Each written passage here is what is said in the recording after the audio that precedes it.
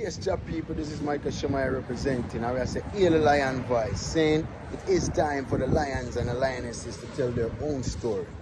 King David killed Goliath with a stone, we original dread. The fittest of the fittest shall survive. My people, open your eyes. Wake up. Blessed love, this is Queen Omega representing for all lions and lionesses. With the lion's voice, we come to tell our story. Ras Tafari, live it. Hey, the lion's voice, Ras Tafari.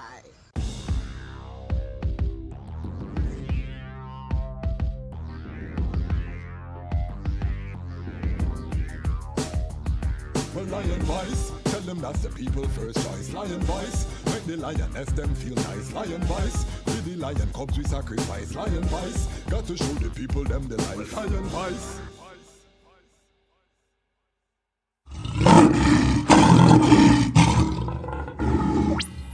Yeah, and it's last said the first of the Almighty. Well, there are set thrones of judgment to judgment. Thrones of the house of the great King David. And I shall pray for the peace of Ethiopia and Africa. Yeah. Well, every night, argument, morning come. Sorry about an argument. No make your heart get hard like some sweat cement. Black woman got to exercise patience. Every night, argument, morning come. Sorry about an argument. No make your heart get hard like some sweat cement. Black man got to exercise patience. Got to change the frequency. Seems like we disagree frequently. Mama shopping spree interfere with school fee. Daddy they a dance a floss for Hennessy. Every night them fight mostly over money. Who gonna stand up fight for the family? Haile Selassie, might of the Trinity. Gone with his queen with a baby in her belly. Still every night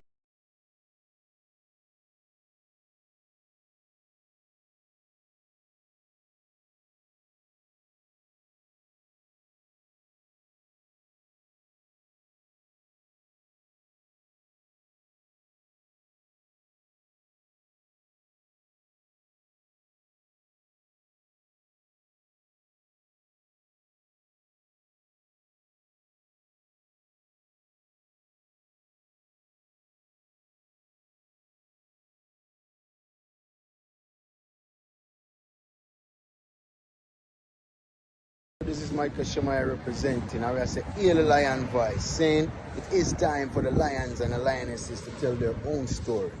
King David killed Goliath with a stone, we original dread. The fittest of the fittest shall survive. My people, open your eyes. Wake up.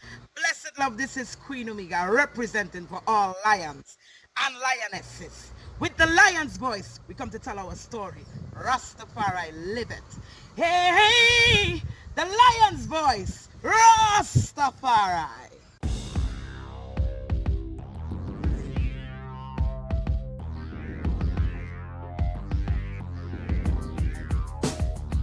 well, lion voice, tell them that's the people first choice. Lion voice, make the lioness them feel nice. Lion voice, with the lion cubs we sacrifice. Lion voice, got to show the people them the life. Lion voice.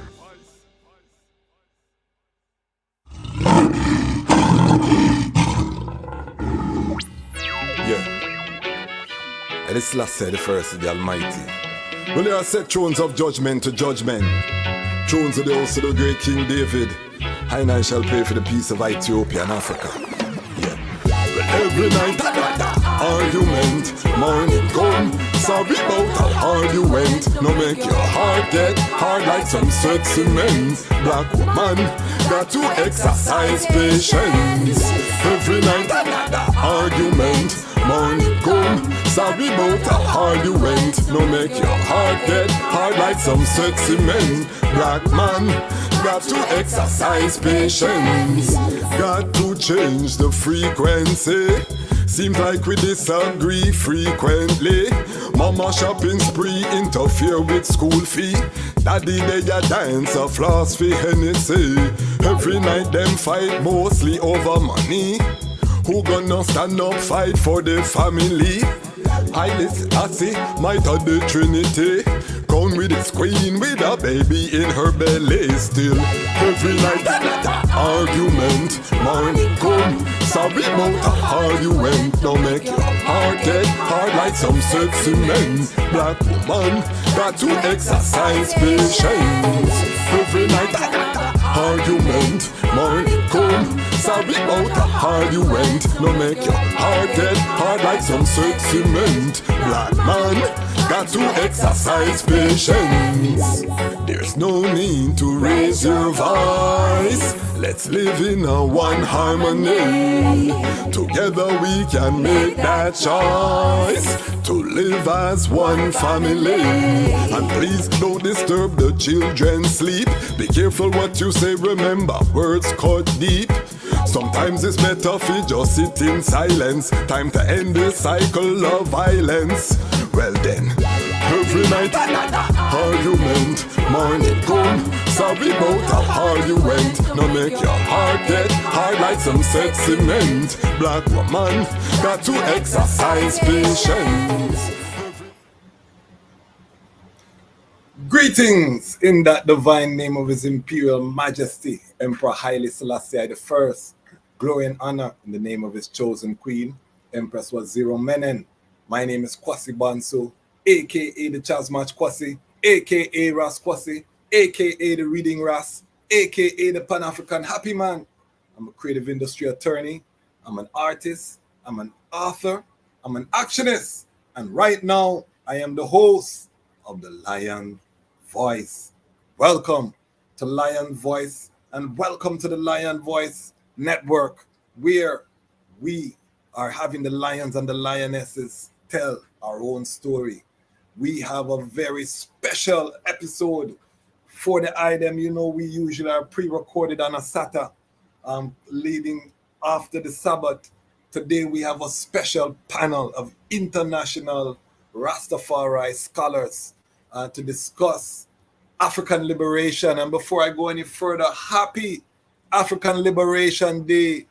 Oh, what a great day that must be when Africa is free. So yes, family, we're looking forward. We have a mighty episode. I have here Ramia King Design. I have to big up the sponsor, Ramia King Design. Big up yourself, Ras Lidge, the tumbler working. I have ice in there. It's going to stay cool the whole episode. So when you see I'm on a sip, it's a Rastafari business that is providing that tool for I and I. And big up CMAS Life, Ras Woolley, big up yourself. All of the Rastafari businesses out there. And remember, if you want to advertise your product, send us a correspondence, send us a comment, we'll follow up. This platform, I'm not just building for I and I self. This is Rastafari, independent, non-aligned media. And I want to just big up the Lion Pride on Patreon. We have 15 fire angels from around the world that are investing financially in the platform.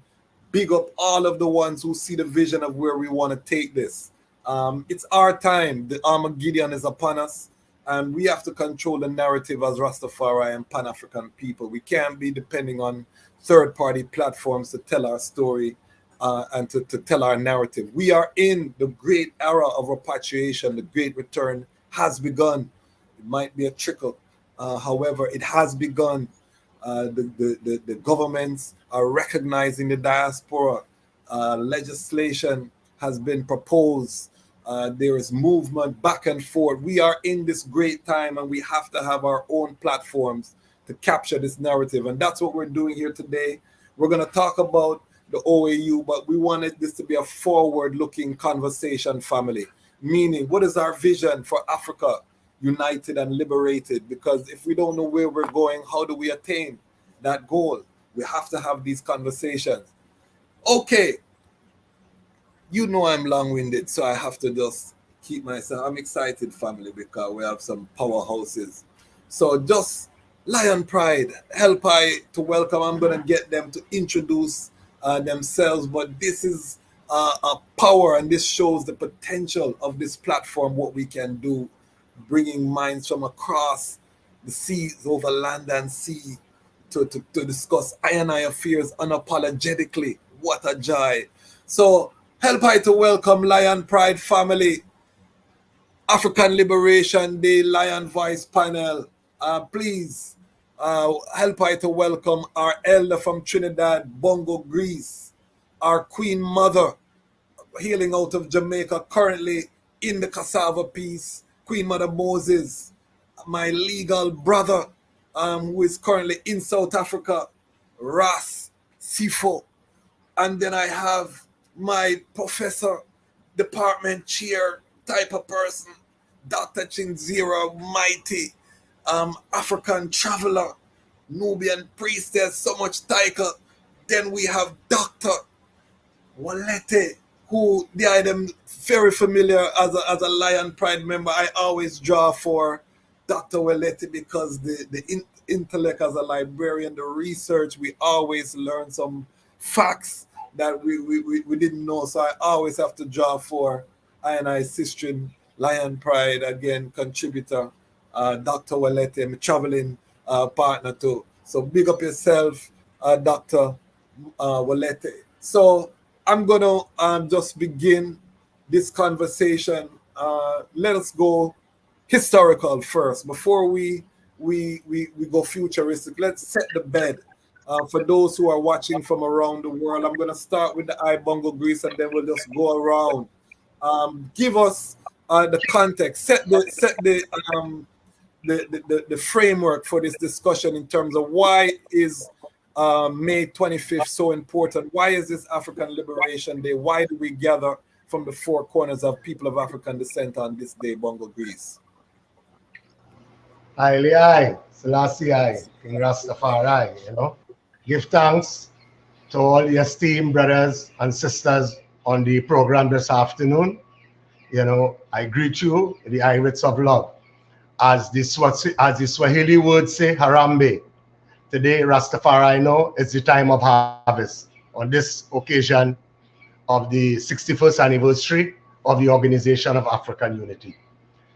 Today, when we look at the Organization of African Unity, we look at the context of what the organization is and what the organization is not.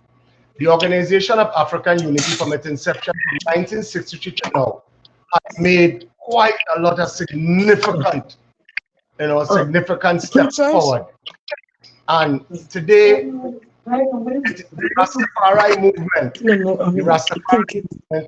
certainly has to be the vanguard of our African liberation movement. As we celebrate it today, as Rastafari, we can no longer remain in our cocoon. When we look at the advancement, there are many Pan-Africanists. Where I come from, a country where the establishment of Marcus Garvey, the teachings and philosophy of Marcus Garvey, came to Trinidad and Tobago in 1919. And by 1920, there were 30 branches of the UNIA, even with Trinidadians having shares in the UNIA. And from there, the Pan-African movement and Pan-Africanists in Trinidad and Tobago became very vocal in terms of the liberation of Africa. Because when you look at the first Pan-African conference by a Trinidadian in London, Sylvester Williams, they made a significant contribution. When you look at the independence and liberation of Ghana under Kwame Nkrumah, you look at Malcolm Nurse, better known as George Padmore, and CLR James. They were both instrumental in the 1958 in setting up the committee that was leading to the organization of the Organization of African Unity. In 1958, Dr. Kwame Nkrumah was commissioned again by Haile Selassie for such of the African unity, the integration of African unity. because we must take into consideration that from that early point in time, there were two camps rivaling against each other, which was the Casablanca and the Monrovian. You know, His Majesty under the Moravian, and then you had the Casablanca. However, His Majesty bring forth these two camps together so that there can be a progressive transition towards African unity, you know. And so it is that, you know, from 1950 to the 1960, Kwame Nkrumah started a lot of meetings, and then it go from 58 to 63 when the final meeting of the Organization of African Unity were formed, where even on that particular day, when Brother Kwame launched his book, Africa Must Unite, you know, and there were so many, you know, so many thoughtful introductions into it. I mean, we look at brothers like Signal Leopold. These fellas, although they had certain African consciousness, they were still kind of sell out under France. But however, in coming to as part of the Moravian group, they, you know, the strategic plan of His Majesty of Haile Selassie was the plan that came out victorious, you know, at the end of the meeting of the Organization of African Unity, in which Brother Kwame Nkrumah fully accepted and, you know, dedicated the work of there. Because when you look at the Organization of African Unity, we take into consideration that the organization was the primary objective of the organization was to really foster and bring unity among states, among the different states, African states. And as such, you know, it was a freely entered agreement. You know, it took years after before, when you look at when you look at what happened in the meeting in terms of the OAU. I mean, I am not a lawyer, but within lawyers would look at the contractual agreement. What is the contractual agreement?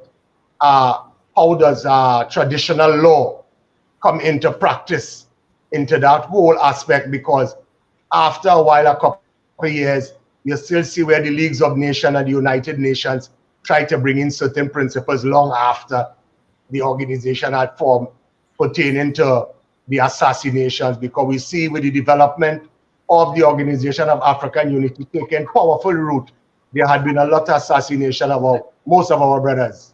You know, that's a key point. I'm going to ask you to stick a pin right there. I'm going to ask you to stick a pin because I want to get everyone involved in the. But we're going to touch a key point, because we're very hard on ourselves as African people, but a lot of time we don't take into consideration the ongoing war that we have been under, and we don't, you know, we don't acknowledge it, and it doesn't make it go away. So Queen Mother Moses, African Liberation Day, talk to us and introduce yourself in any way you would like. Forgive I, introduce yourself in any way you would like as well, and just give us your initial thoughts on why this day is important and any historical significance.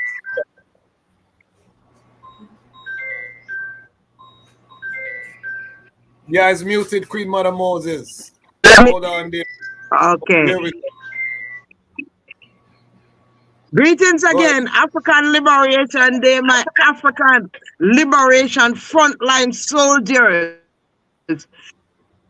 on the continent, in the 6th region, wherever you all are. I give thanks for the opportunity and the honor to be a part of this august and esteemed panel, because I and I are the frontline soldiers, frontline in that we, wherever we are, continue to be Africans.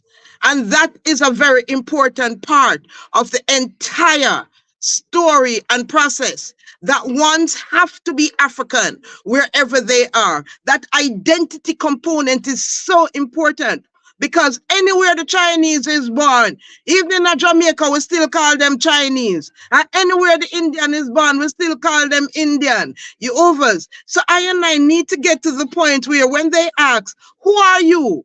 For me, I am an African born in Jamaica. That is very important to me. I have my African spirituality in my ankh, in my left ear close to my heart, and I have the Jamaican akoma. You understand the colors, and these colors are also part of my identity as an Ashanti. You know, it's the same color. So it's very important for us to tap into that who we are in the identity as we deal with African liberation and African day to day. So who am I? Yes. I am born right here in this village, Cassava Peace African Village. It is an African village, and the primary crop was cassava. You understand? My mother was the one that brought electricity to the village, and we are moving it up a different level. My great grandmother, you know, her house was too cool with it was mud floor. You over. So we've come a different, you know, on different stages in the generation. And I do have the 7th generation that is here in this village, matriarchal. That's my great granddaughter, right?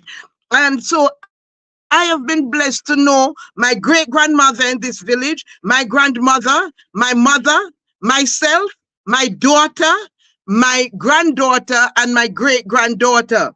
And it is very important for me because I can be anywhere in the world. As the item know, I have been declared the Empress Queen Mother.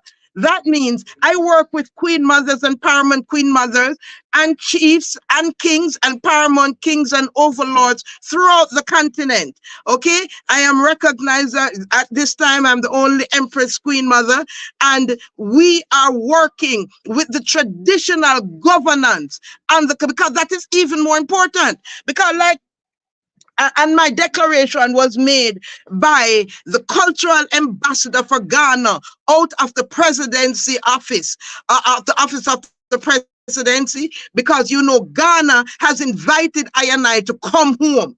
So they figured that that is the place to let the world know that they are recognizing the Rastafari Empress Queen Mother and wants her to work with the different queen mothers, kings and paramount chiefs, etc., who I'm in touch with on a daily basis. And I tell him that no matter who wins the election when the year ends, he is still going to be king. Okay?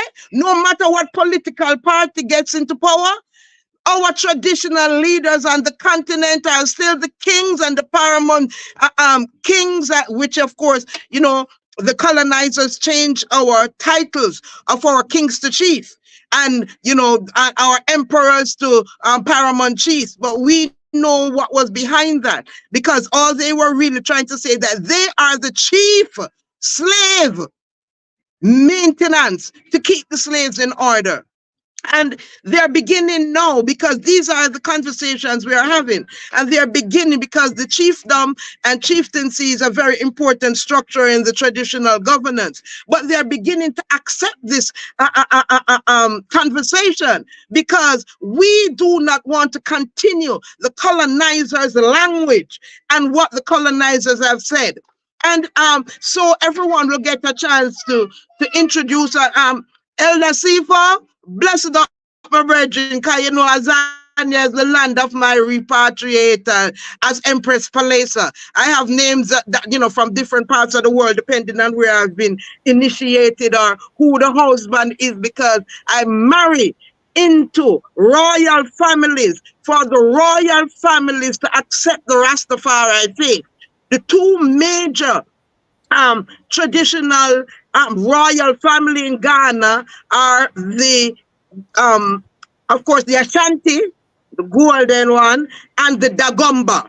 So husband number 3 was Dagomba, the son of the grandson of the Panalana, and they had not, they are primarily Muslim, so they had not, and the royal family had told the Panalana to disown him, but he wouldn't.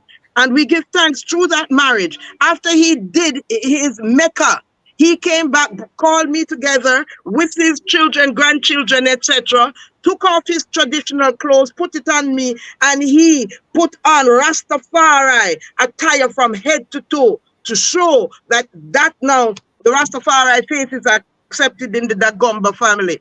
And my current husband, number 4, is the son of an Ashanti king who is getting ready to be initiated into as a paramount, because he's not ready for that, because the 100-year-old paramount chief has passed.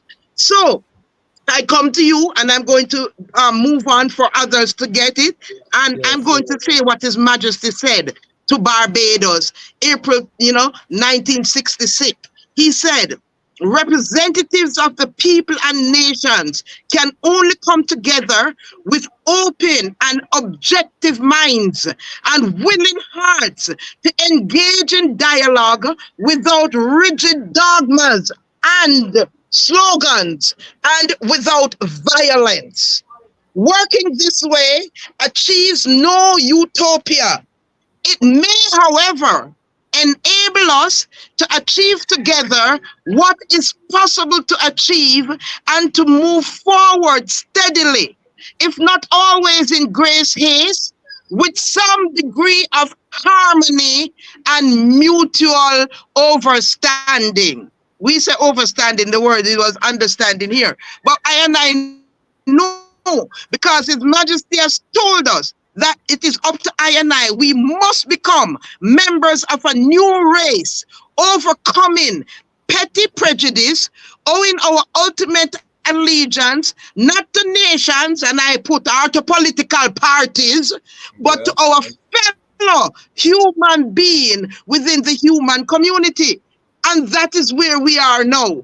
As the Rastafari faith movement has become the vanguard of unity and standing up for those, because our anointed Christ, which is a title, Him save us from an identity of slavery to give us an identity of royalty. So in our household, we are the kings and queens, and our children are the prince and princesses. And this is the mentality and the mindset we want to give to our generation. For all these words in my introduction, I do give thanks, and the more will come out, because I do have all kinds of documents from the Rastafari Global Reasoning in 2003 at the University of the West Indies, where we made resolution for the Rastafari Global Secretariat.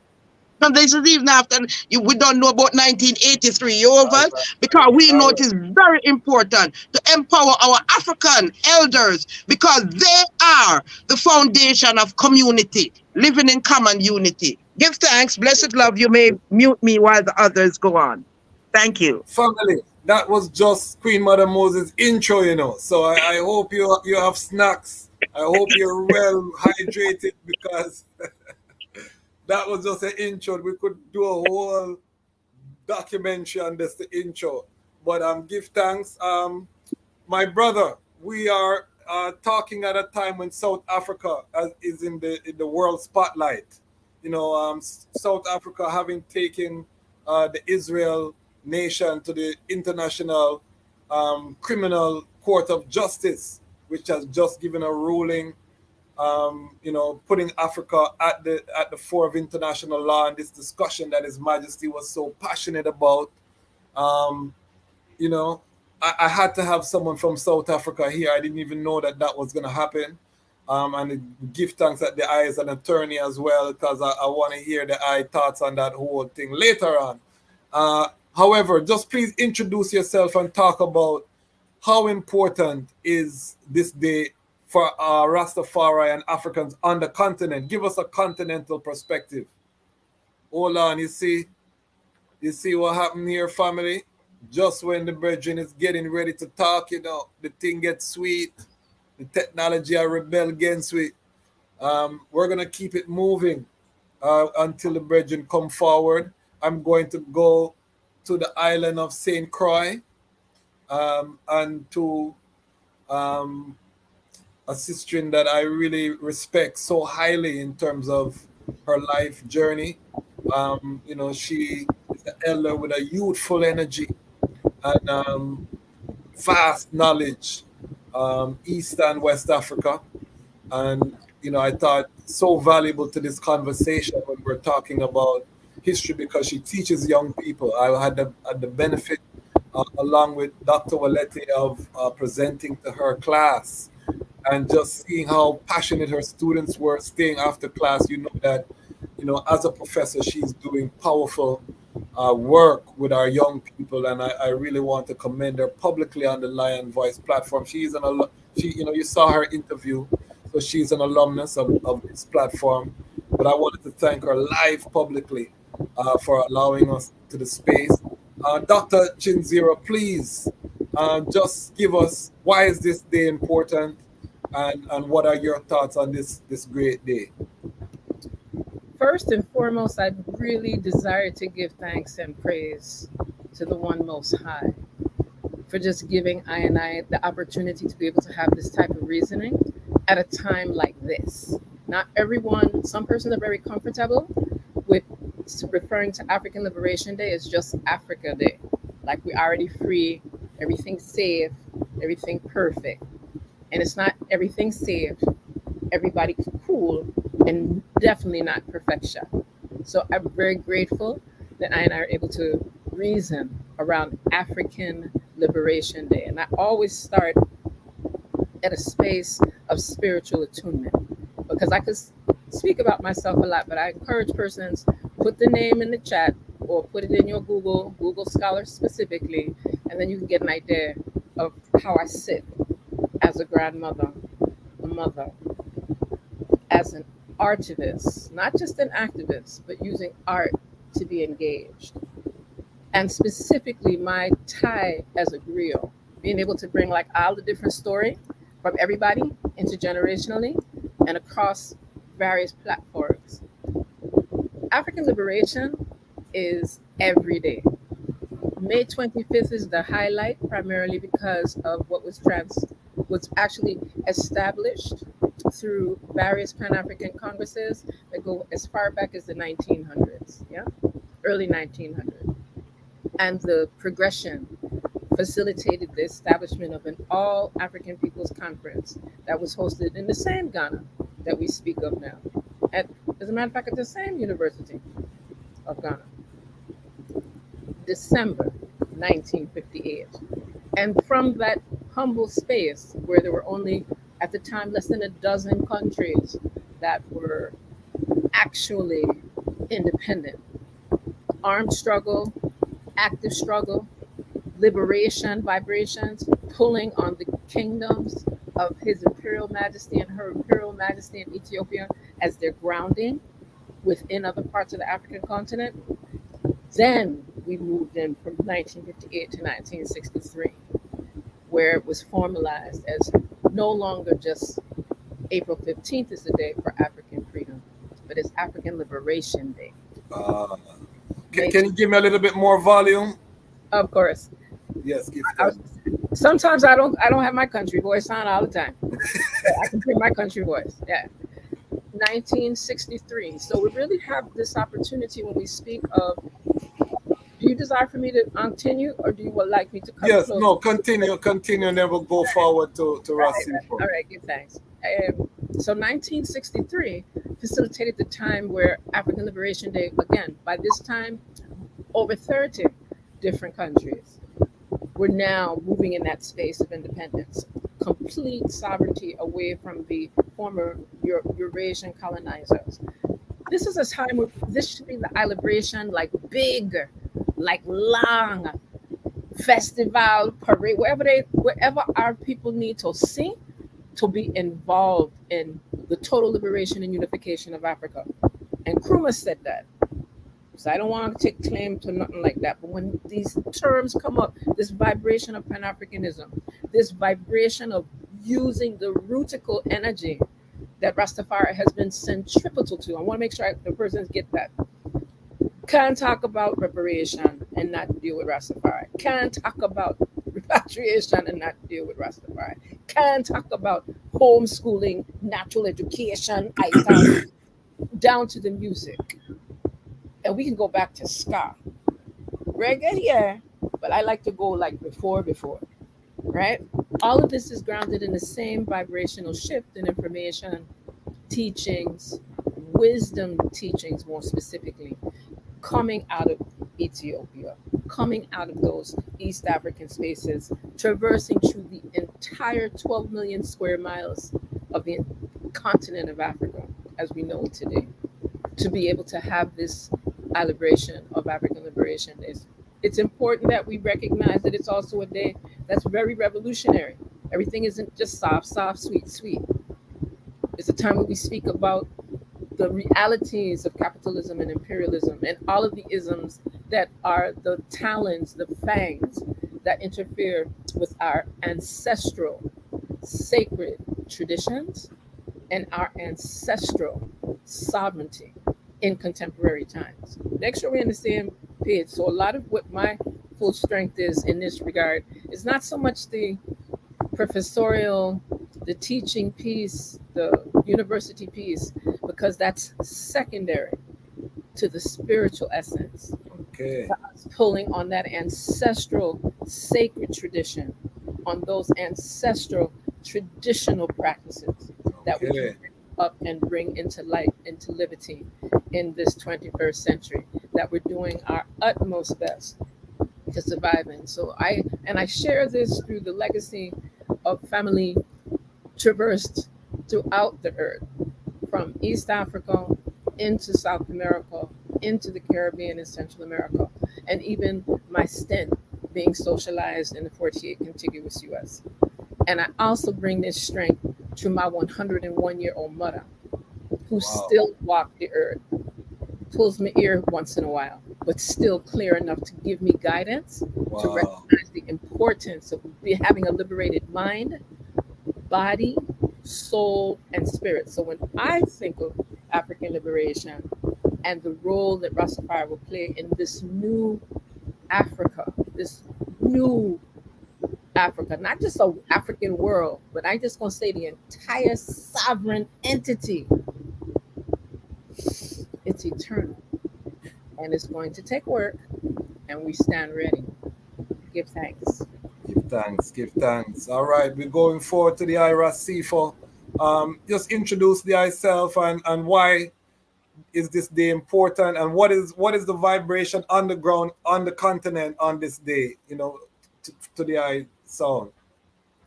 Rastafari greetings, Sijambo Africa, Molweni, Sani Bonani, Apsheni, Demadegwane Abuti. Very important greetings to say that from Accra, from Ghana to Tanzania to Azania, it is important for I to contextualize the African Liberation Day. That even in Azania, we can say we have made an impact as a Rastafari community, that now the governments and the state are starting to observe the African Liberation Month, not the African Liberation Day only. We've also picked up, like I said, to my elder Bongo Greece, passing my greetings to the Empress Queen Mother Moses, Palace at the Flower, Addis Ababa, Queen Mother also, we have connected many times. Mama Kaina, we still give thanks. Empress Walete, we still give thanks to come through in this session. Raskwasi, very important that we always talk about 1963, but we'll forget 1958 in Ghana, 15 April, the Africa Uhuru Day. There were only 8 African countries who were free that time, and Ethiopia was there. But 1963, there were 32. But 2002 in eThekwini, Durban, when we changed OAU to AU, there were already 54. So it is important that when we recall the teachings of His Majesty, reminding us in 1963 about Ama Gideon that has passed, that we are being reborn. We are also asserting our position, our authority in world affairs. So it is important for as we are reasoning. In Azania tomorrow, the government will be in Vilagasi Street, the famous street of Nelson Rolihlahla Mandela and Desmond Tutu. They are doing the celebration there. But within the Rastafari community, it's always chanting of Nyaya Bingi. Whenever we have celebration of Black Liberation Day. Remember also you have Africa Liberation Day, Black Liberation Day. But what stands, it is that we have not come to the sense in Africa and globally to put this day as a public island day, as a public holiday, so that it can bring consciousness to our brothers and sisters, including the African diaspora as the sixth region. And in short, I think Aina will be able to can unpack today what does hold Aina back, why the ECOSOC, why diaspora in the AU has not been active, why the Rastafari community have been so stagnant on overstanding the geopolitics of Africa, the challenges we see in Congo, in Somalia, in Mozambique, many challenges that we see in the African continent, but also how do we use the teachings of His Majesty that we know very well that even the leaders of Africa, the former president of South Africa, Thabo Mbeki, often quoted Emperor Haile Selassie. Very important for INI to also know that the unity of Africa is one of the challenges that we are having. The challenges that we are facing is of unity, and we need to even emphasize the role of the mothers in this search for the unity, the role of our daughters, the role of our brethren or the youth in the Rastafari, but also how does Rastafari diplomacy overstand that we have a role to play in uniting Africa and the African living spora. So in short, I will say that we give thanks for this day, but we still need more to have this day as a public island day, and we still have to recall, as Bongo Greece was talking of the Pan-African Congress, the first of its kind. Today, I'm reminded of the one in 1974 in Tanzania. That is almost 50 years that the sixth Pan-African Congress in Tanzania of Walter Rodney, Ambassador Dudley Thompson, those who have played a key role also of bringing us together to can understand that the liberation of Africa is vital and is necessary. I give thanks. Give thanks, family. Mighty, and we're going to return because I touched some points. Everyone touched points that we have to return to. If you have any questions, put your questions down in the comments. We have an esteemed Rastafari panel. We're going to go deep into African liberation because we want to create a cultural framework that allows us to have success as we return home and as we connect what's happening in the West to what's happening at home in the East. Dr. Walete, welcome forward once again to the Lion Voice. I know this is the I home. Please introduce the I self and yes. Why is this day important to I and I? Yes, I. Greetings and blessings. Dijas Match Kwasi, I countryman, Bongo Greece, Queen Mother Moses, Sifo. Yes, I. Dr. Chenzira, greetings and blessings on this African Liberation Day. Give thanks for the moments and give thanks for coming forward with the wise mind and the guidance for the people in this time. Yes, I am Dr. Willette Beresford. Ones and ones know I as a librarian, a researcher, and author, and currently I sit up in the Maryland, DC, Virginia area. Yes, today, African Liberation Day. This year, it feels more intense than years gone by. I'm noticing that everything is showing signs of greater importance and of urgency. I are we're in the tailspin, those of I that live in the West, that live in this region. I are in the tailspin of Babylon. I are watching the fall of Babylon in real time, like a live stream, right? And seating up this light, reasoning on African liberation, puts I in the mindset of the father of African unity, who I still report to. Kadamawi Haile Selassie I. Now, I know Kwame Nkrumah also. We acknowledge his role, but definitely I are the Rastafari faithful, and I report to Kadamawi Haile Selassie I. And I thus, by default, we are the ones that will have to recognize and realize repatriation and the new trajectory for Africa, right? His Majesty has shown I and taught I the importance of African unity, and the importance of African unity is what will lead not just Africa, but the entire world, right? I will have to look at the how. That is what comes into my irids when I think about repatriation and the liberation of African people, African liberation. I think of the how. Just about 2 strongs ago, I were on the Zoom, Dijazmach Kwasi, and one of the attendees blocked a sound, and it was an aha moment. I realized that the handful of I are the ones. It is the chosen few. Those of I that are brave, those of I that are knowledgeable, those of I that have the resources, those of I that have the desire, and finally, those of I that are obedient. Right? How excellent is thy name, most merciful Kadamawi Haile Selassie I. I have been told. I have been warned. I have been armed. I must now look at the how. When I did my dissertation work, I wrote on post-secondary education as a conduit to Ethiopic repatriation.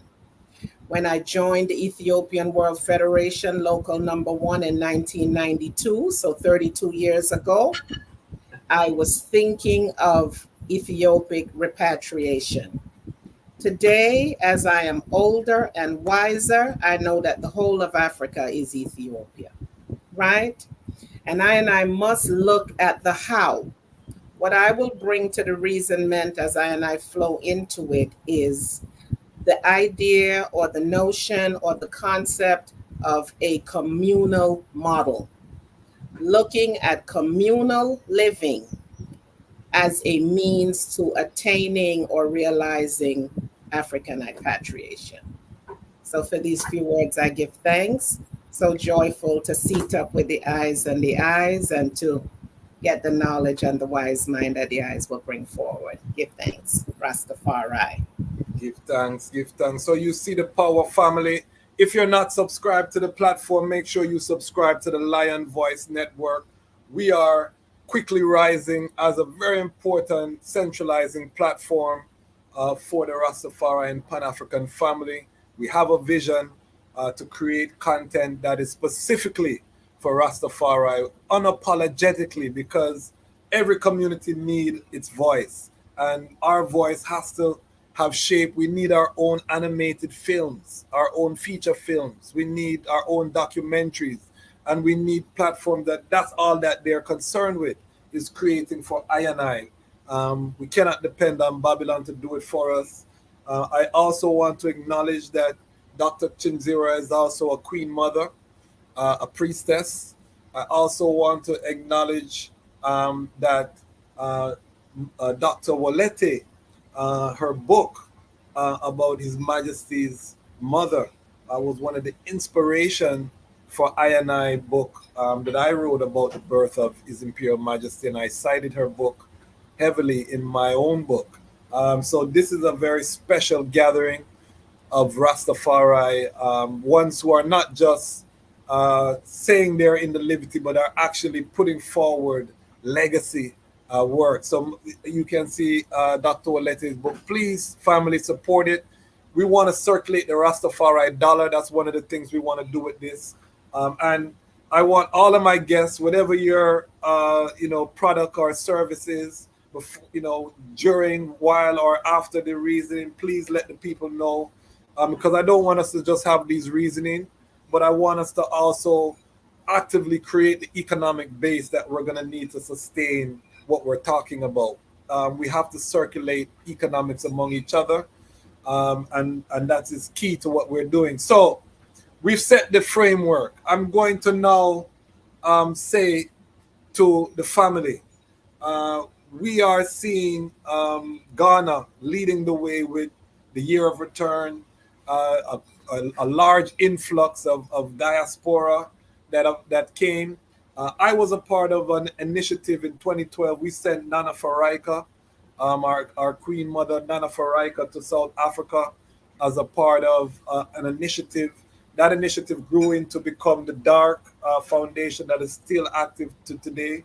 But we started, raised the playing field, and she went to this conference where the sixth region of the diaspora was declared as the sixth region of Africa, which was the first time in history that formal acknowledgement from the African Union. And remember, when His Majesty made his visit to the Caribbean, he was telling Trinidad and Jamaica to join the Organization of African Unity. He was coming with a message to make that connection.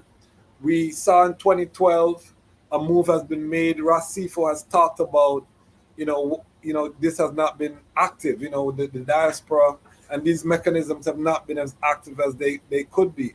Bongo Grease, if the eye can adjust the eye camera, because I'm coming to the eye so we can see the eye face. I want to just push out to the panelists. Currently as we stand, most people are dealing with survival. We're trying to buy groceries. We're trying to put gas in the car. How realistic for the Rastafari family is this repatriation? Should we be waiting for the United Nations to bring us a plan? We see how that's working for the people of Gaza right now, depending on international assistance. What should we as Rastafari be doing in the context of where we are present? I want this conversation to be real. Bongo Greece, in Trinidad, how realistic is this repatriation for Rastafari, and how do we need to be looking at this repatriation? Is it, as we say, government to government? Is it individuals coming together in small groups to plan? Is it organization? How is the IC in repatriation at this time, Bongo Greece? Hold on, you're muted there. Unmute yourself there, Bongo Greece. Listen. There you go. Yes, I would say towards repatriation, there has to be an initial healing process. Take for instance, as the brother Kwame Nkrumah had, through his discourse earlier on, had shown in terms of African unity, there needs to be a full understanding among our people as towards self-reliance.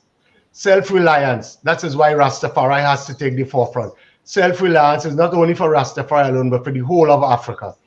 In terms of self-reliance, actually helps individual to grow, each individual to grow. As my sister Queen Mother Moses had indicated earlier, Chinese come to a country, right? And then what happened? They are the business people. Look at America. The Chinese got reparation. The Chinese got reparation in America. They became all the big business people there. So we need to have a full understanding and identity of who we are. I think one of the biggest problems before we look at repatriation is that there's always a saying, give an eye again, an eye culture, language. It is essential today that every youth understand or know an African language. That language is going to actually put the youth into a more African feeling. It's like what brings African together is culture, right? culture, that African culture is culture. However, that particular culture is based upon our spirituality, which allows us to form a common goal, not religion. You know what I'm saying? So in the context, it is important for our children to learn a language. Just by speaking the language, they feel more African. It's like taking a child for the first time and dress them up in a military uniform. Suddenly they get an attitude because they feel like a soldier or a police. So it's the same way, giving our children, I mean, apart from wearing African clothes, I teach them a language. You know what I mean? Teach them self-reliance. We go to the market. We go to the market as Africans. We would circulate the whole market and pass all our people free and buy from everybody else because you feel that the other races may give you a discount, but not your people. But then you fail to understand that there's a consumer's mafia. The other people are getting the goods cheaper than us. We actually paid $1 or $2 more for the goods. However, we are still trying to bring the best goods to you to buy.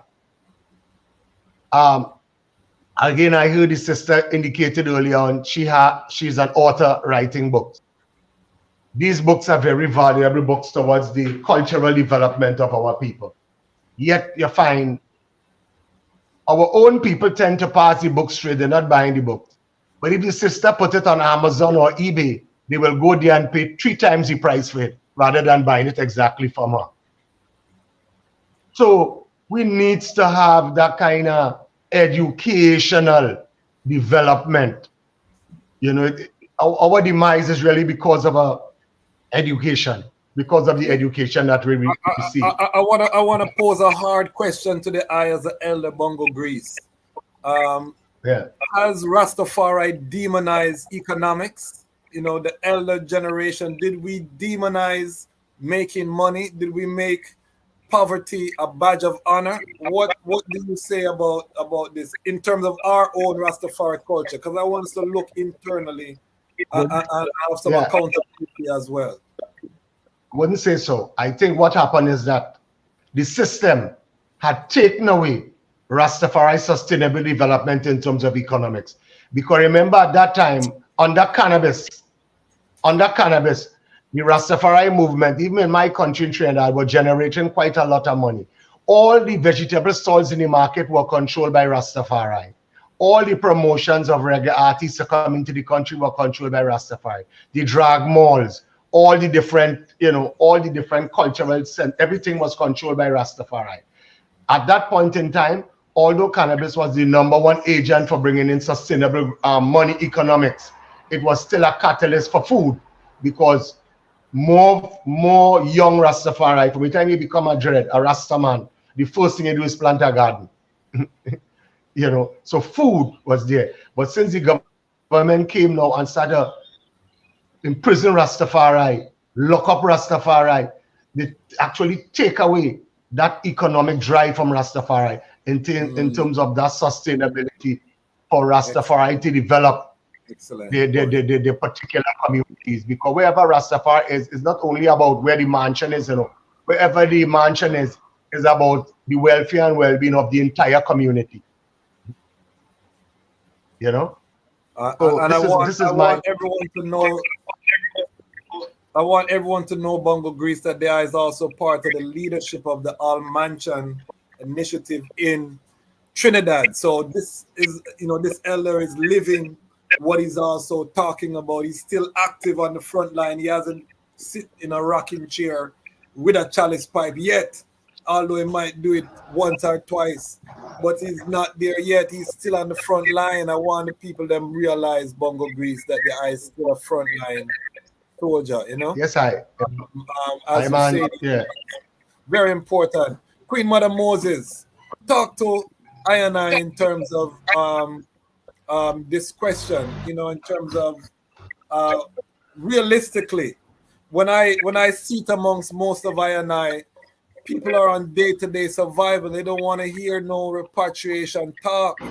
Who are in Jamaica, you know what I mean, in Cassava Peace, which for the dancehall fans they call it Gully Side. Mavado popularized this area. It's a world famous area, but she's giving you the African history side. To the Barlet community is Gully Side. How realistic is repatriation, and how, as Rastafari, how do we overcome this, the economic reality of repatriation?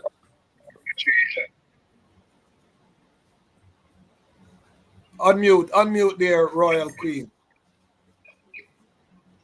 Okay, given time. Yes, the first and foremost thing that needs to be communicated and inculcated, into this community and this generation is the fact that repatriation is a process. It is not an act. Once are acting as if repatriation is just go to Africa and that's it. The process is mental, spiritual, and physical. Most probably will never get to the physical repatriation. But at the very first thing that I and I will need to do is the mental repatriation of the mind. You have to have an African mind.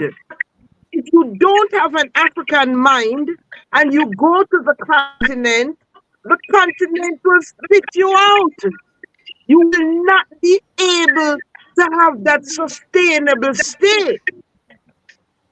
You have to have the African spirit also.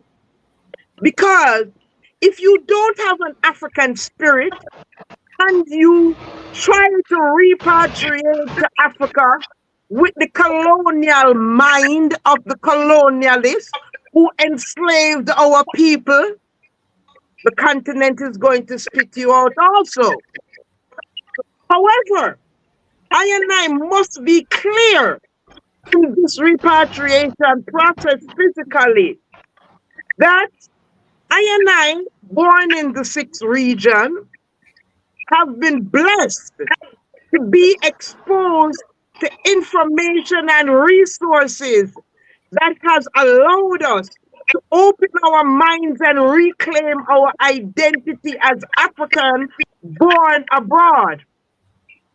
Please be aware, and I'm not going to preach to the choir here, but for those that might be in the audience, that you will be disappointed if you go to Africa and think that all Africans have an African mind. They are still trying to go to Europe and America and dying and doing all kinds of things because they too were colonized by the colonialists. So the first thing that I and I need to define is functional unity. That's what we need. Our God and King founded the Organization of African Unity, and he wanted it to be functional unity. What is functional unity? Functional unity is an intergenerational system and infrastructure which naturally aids members of a social group, such as the Rastafari faith movement, in building power to control the economic, political, and cultural life of the communities that we live and interact in. Because community is about living in common unity. So functional unity is that system and infrastructure through which every community will be able to promote and protect its vital interests. This requires unselfishness. Individuals can't only want to deal for themselves and just their family. We have to see how our cultural life of our community will be expanded by the way we deal with unity in peace and love. When our dollar come into our community, it needs to be turning around in our local businesses several times before it goes out of the community. That's how we control our economic and and cultural life. That's what we do here in Cassava Peace. We have all kinds of businesses in our village. We have we have our wholesale, we have bar, we have grocery, we have meat shop, we have everything. We have clothing stores. We have everything within the community. So individuals get an opportunity to turn over their dollars within this village before we go abroad and outside of the village. That's what needs to happen in every community. Another important thing, and then I will move on. His Majesty says, yes, I am Christian, but as king, I am equally Christian, Muslim, and pagan, which of course is indigenous African spirituality, like voodoo and whatever other African spirituality I and I will indulge in. The Rastafari have to keep that in mind. You can't go to the continent and go and talk about saying just Rastafari. You understand? Like Islam don't have a right to exist. And like our indigenous knowledge systems and spirituality is not in place. And that even if the African had taken Christianity or Islam, they never left their African spirituality. They found some way to encompass whatever they were coming into within their African spirituality. And that is an important thing to keep in mind also. So we have Jerusalem, and it says Jerusalem in Putidachaba, which is the gathering place.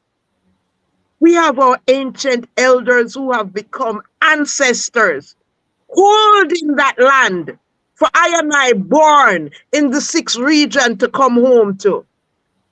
It is the only school infrastructure from apartheid days that have been kept in good condition. And guess who kept it in good condition, ready for the educators to come? It is the Rastafari. When you go to Jerusalem and you go into our buildings, you are going to see Holy Emmanuel. You're going to see the different mansions represented because they are waiting on I to come home. And in Jerusalem, we have river, the mountains. We have 12 different entrances, they say, the mountains, just like how the Bible tells us about Jerusalem. And we have the spring, the natural spring at the top of the mountain to give us the spring water that we can buckle and put our label so that we can monetize and be able to do these things. We have a unique kind of corn and other agricultural things that we can come up with, and it is unique to Jerusalem. Because in Jamaica, we have some unique ways of agriculture, even with our cannabis, our sacrament, that we need to be able to have IP, our intellectual property rights, supporting those things. So what's needed, of course, the council, and we founded the Rastafari All-Mansion Council of Elders in Azania. They were supposed to also do the same thing in Jamaica the date that it was done. But, Jamaica dropped the ball, which is one of the reasons that I want to say that our ancients and ones, when a consultant come and tell us that, okay, we're going to make April Rastafari month, on the continent, as far as they are concerned, Rastafari is not a Jamaican thing. So just because Emperor Haile Selassie came to Jamaica in April, the continent is not seeing that. That is what it's supposed to be. Then say come to my country in a different time. So we need to be clear. And, you can't just fall to everything will come. You have to hold on to what you know and stand up for truth and right, no matter where you are in the world. Because that's what this Empress Queen Mother is known for. I speak truth to power, family, friends, and foe. For all those words, I give thanks and ask one of the other panelists to continue. Yes, give thanks, Queen Mother Moses. You touched some very serious topics. Rasifo, this issue of the practical repatriation, how realistic does it look from your angle on the ground? What are the sounds that the community in South Africa, how do one cite repatriation there on the ground in South Africa? And how do we overcome this economic, because every community, it seems, is facing the same economic crisis in terms of focusing on survival rather than building of institutions coming together to solve these wider problems. When you go to each community that I've been in and I've traveled, everyone is kind of in their own individual corner trying to survive day to day, put food on the table, take care of their family. How do we overcome this to realize this repatriation? And what does it look like from your vantage point, Rasifo? Rastafari King. And I think you will recall that 20 years ago when we had a global Rastafari African Union South Africa diaspora in Jamaica, these issues were being tabled in that meeting. But when you recall in South Africa, the first one of the repatriates being Mama B in Cape Town, who parted 2 years ago. The challenge is also the colonial laws. When you look at the colonial laws, either in terms of the migration, we have not looked into that as a Rastafari community, actually. So the laws that are in South Africa of Home Affairs, whenever we have elders who come, there's always have to be a support either from a church, from Nyabingi. There's always have to be the visa as a tourist visa, that we have to always jump to the other border and come in. So I think we have not moved in terms of the global reasoning or the global diaspora of how to accept this right of return vis-a-vis repatriation. And secondly, as Mama Moses said, it is important that I must be prepared mentally. Bongo Chris raised an important question, my king, the issue of cultural orientation, not cultural assimilation, cultural orientation of language, cultural orientation of the values and the practices of different African communities that I visit, respect of the kings and the queens where we are visiting.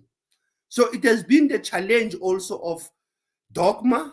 It has been a challenge of religion rather than spirituality. It has been a challenge also of understanding the means of survival. And those means of survival is the state of readiness of the host, because the one who repatriates must be seen as a visitor, but he or she is not a visitor. But what I've picked up is that many mentions have been raised in this issue that we need to be ready.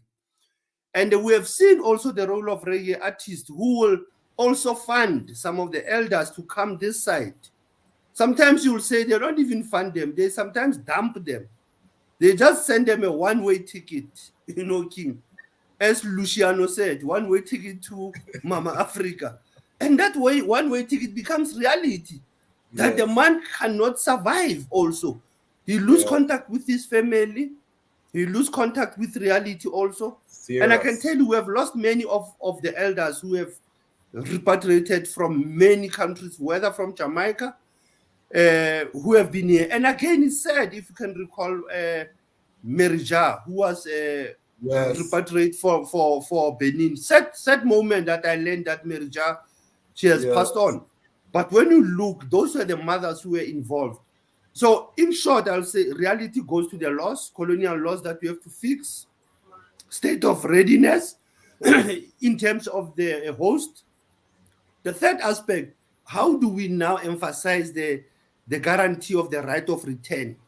But also how, as a Rastafari, we start to occupy land. How do we start to have our own spaces? As Mother Moses once again raised the issue of Jerusalem School. That's an educational space also, but it's also a spiritual space for all Rastafari. So there's a need for I that we don't occupy small land.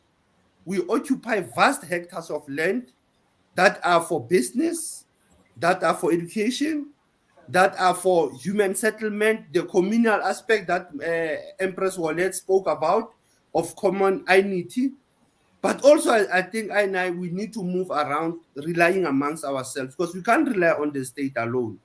Yes, we can pursue the state to a certain limit, but we have to claim our rights from the state, because we have been quiet, we have been silent, we have been lenient to claim rights from the state. Hence, I raised that issue of the right of return vis-a-vis repatriation, the same question of reparation. So in short, I would say the question of repatriation, it also the intercultural relations. How do we relate also? You know, this week it was also the World Day for Cultural Diversity and Development. It means I must also develop. It must not be just we are diverse. There is repatriation, we talk about enslavement, maafa, and reparation, but we don't get into the nitty-gritties of how do we relate as I. How do we communicate in advance when man makes a mission? Remember, even when the Rastafari elders made mission to Ethiopia to meet with Emperor, there was a protocol, there was administration. So it is important for INI to always have administration that is intact, communication that is clear, and also to engage where we have challenges with some of our elders when they are facing immigration deportation, because the issue of deportation is also a threat to an Rastafari community whenever they move from the living spora to the African continent. Give thanks to you. Give thanks, give thanks, give thanks. We have N. Kessie. Hail him, our majesties, greeting honorables, give thanks for the reasoning, tuning in from South Africa. Just to let the item know that this is a global platform. We have Highly Dread Selassie watching from Vinci. Blessing, blessing, blessing, St. Vincent family. We have my teacher, Queen Mother, Dr. Chinzira, always keeps it spiritual realm. We must go high to win the battle of good over evil. That looks like one of the students there, or trainees. Dr. Chinzira, blessings, blessing.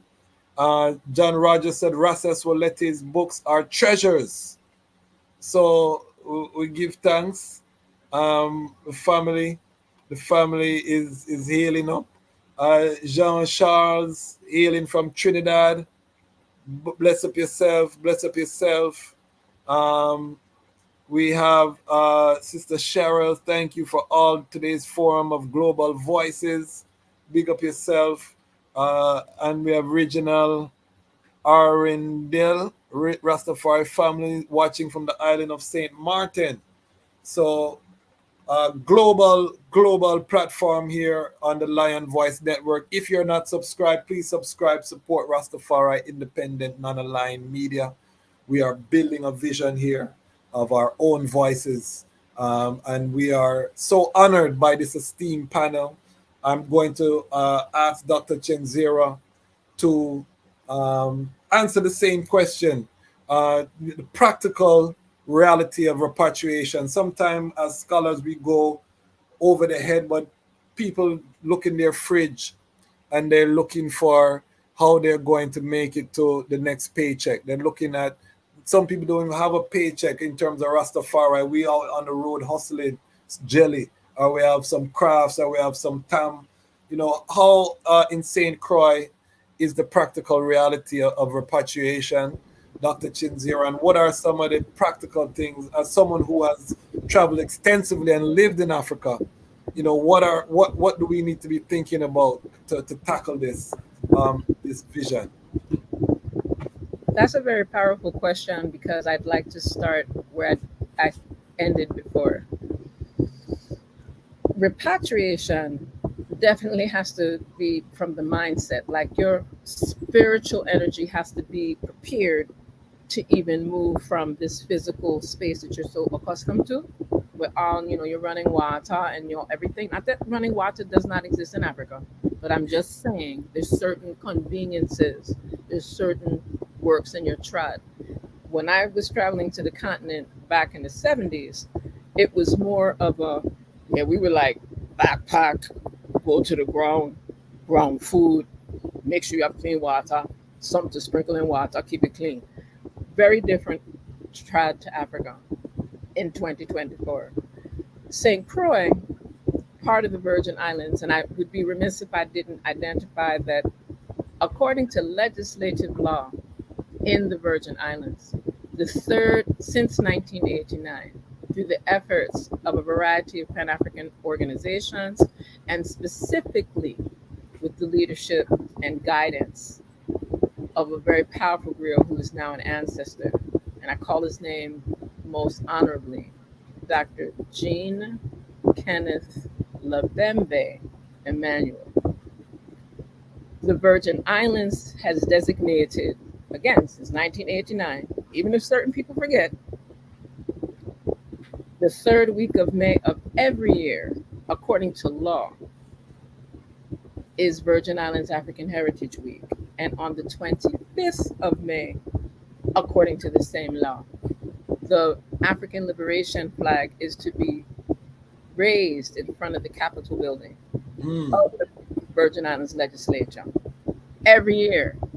I just want to highlight that. So there might be a couple of years they might try to sneak out because it's not carnivalesque enough, not festivalesque enough. But according to the law, that's in place. And that includes activities that the Commissioner of Education is supposed to be doing 15 days before this week manifests. These are things that the Office of the Governor are required, according to law. There's things that are supposed to take place by legislatures. So I want to highlight the legislature, executive branch, specifically Office of the Governor, and the Department of Education have a requirement according to law. You know, like how to get ready to give you tickets for the seatbelt you don't wear? Yes. Right. That there.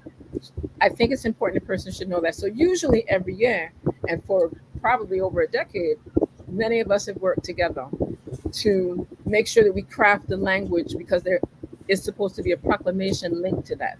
And inside of that proclamation, it's always that language geared towards reparatory justice and reparations, shifting our mindset to a more African-centered one, African liberation as it's linked to reparation and repatriation and restitution. Some people don't like to bring up that one, but we need to make sure we bring all the R's, bring all of them, because it means that we are renewing our mindset. And the best way to do that is, again, as I mentioned earlier, to this ancestral sacred tradition and our respect of those ancestral sacred traditions. And when we speak of Ras Tafari, and I'm giving thanks and praise to the Empress, Queen Mother, Moses, Doctor, shared that because we tend to think that functional unity or that unity is some kind of a amazing type of gathering, like everybody got to like everybody into foreverness. No, because everybody don't always trot the same way. Me, I don't like tofu. Some people love tofu and soy till they're dead. You understand? I don't say none. Some people want to deal with flesh. Some of our people are not going to come into the irids of fullness and ionity and certain liberty when it comes to their nutrition. I don't trouble that. Functional unity. We're operating on a space of that which is biological, that which is physiological, that which is emotional, that which is spiritual. And the one that we tend not to talk about that you, brethren, brought up so eloquently, economics. Because some people tend to feel because you have money that you like next to the most satanic, demonic energy in the earth. And disaster capitalism, exploitative capitalism, yeah, evil, can't finish. But we are to live prosperously. One of the ideal elements in that principle is persons hear me referencing, and many of us reference in general. When I say truth, justice, order, reciprocity, balance, divine righteousness and harmony. That's Ma'at. And you can't say that Rastafari, ancestral African people across the planet don't deserve prosperity. And the prosperity and always positive. Holding us up with agriculture, holding us up with architecture, construction sciences, making sure we have the shelter we deserve. Nobody got to just do lean to. There's nothing palace. We speak of mansions. How does it say? In my father's house, there are many mansions. He has prepared a place for me. I used to sing that song. In my mother's house, there are many mansions, and she has prepared them for me. Because it couldn't be father without mother, and couldn't be mother without father. So when we speak in this vibration, and again, it just connects to exactly what His Imperial Majesty, Emperor Haile Selassie the First, Her Imperial Majesty, Empress Menen Asfa, they gave us a vibration of prosperity and how you travel, how you move around the earth. And they were doing it at a time that they didn't have all of the luxuries that we have been afforded.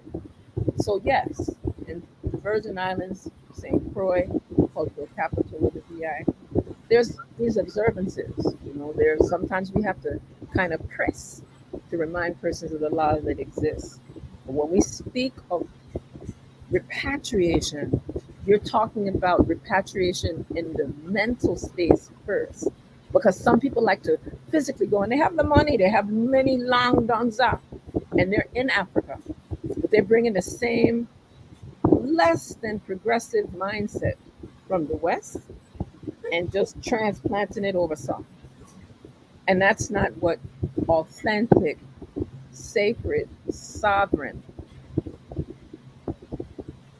repatriation is to be about. So yes, persons worry about, everybody worrying about just having electricity stay on most of the time. Persons trying to make sure that they can have proper food. They're very quick to make you get food that's trash, that kills you and makes you die from all kinds of health inequities, right? But this is a time where we have the opportunity within Rastafari to shed light on what that would look like so persons can prepare. The same way that people prepare for their independent retirement annuity programs, the same way that people prepare to make sure they have insurance for their children and their grandchildren, great-grandchildren, the same way people have no problem having a 30-year mortgage with a bank that's keeping more than half of your money, then we have to shift that in terms of our economic engagement and make sure that we place health and wellness and prosperity and stability in the same way that we look at what is repatriation and how do I repatriate in my mind, in my spirit, in my soul first, so that I can do the proper preparations to then be in the continent. That's how come I was pretty young in grad school, living in Burkina Faso under the leadership of the Honorable, one of the best presidents that I can speak of, Thomas Sankara. Wow. You understand? It wasn't like a light thing. It was like he called for people to come to bring their skills, and all of us weren't prepared. Half of us didn't know French, definitely couldn't speak all of the mother tongue languages in the countryside. But there was an openness. How they say? Stretch forth your hand. And the welcoming, all of the things they said, it's drought, you're going to dead, you're going to get malaria, nothing. We ate well. And I was a live food vegan then. You understand what I'm saying? We have an opportunity when we speak of repatriation, of doing the preparation. And what you have established here with the Lion's Voice Network and all of the different skills, talents, and expertise that each of us here and everybody connected, because I can look down this whole line of the comments. And most of the persons, I give thanks and praise for those that are supporting this particular network. But support is more than just the word. We have to put like money, resource, yes, and preparation together.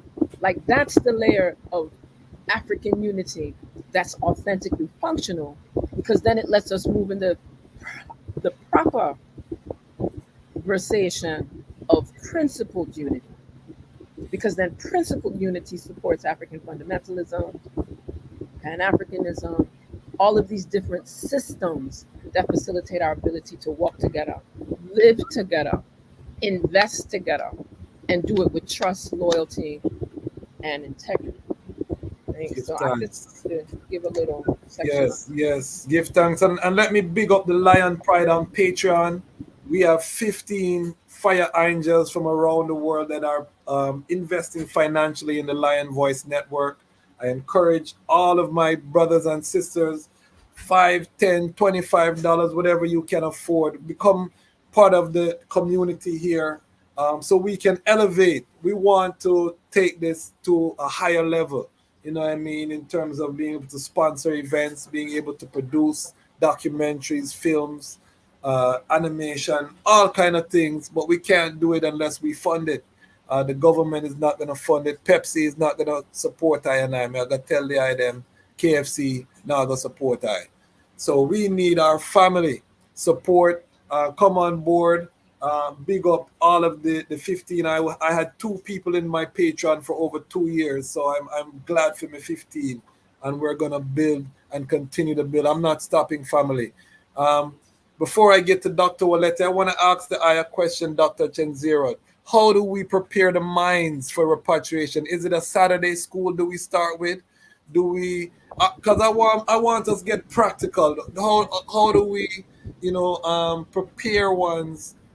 Is it online courses? How do you recommend, or what are some solutions that I can give I to prepare the mind? Because we established the iris and the mind have to be prepared first. That's stage 1. I would start with definitely the educational portion. And there are a number of Saturday schools. There's, like, even in the Virgin Islands, there's Sankofa Saturdays. There's persons that are doing things through media, reaching out to families. We've established here in the Virgin Islands a Virgin Islands Homeschooling and Natural Educators Association. So it was broad for those families that did not want their children to be involved in public education as it sits.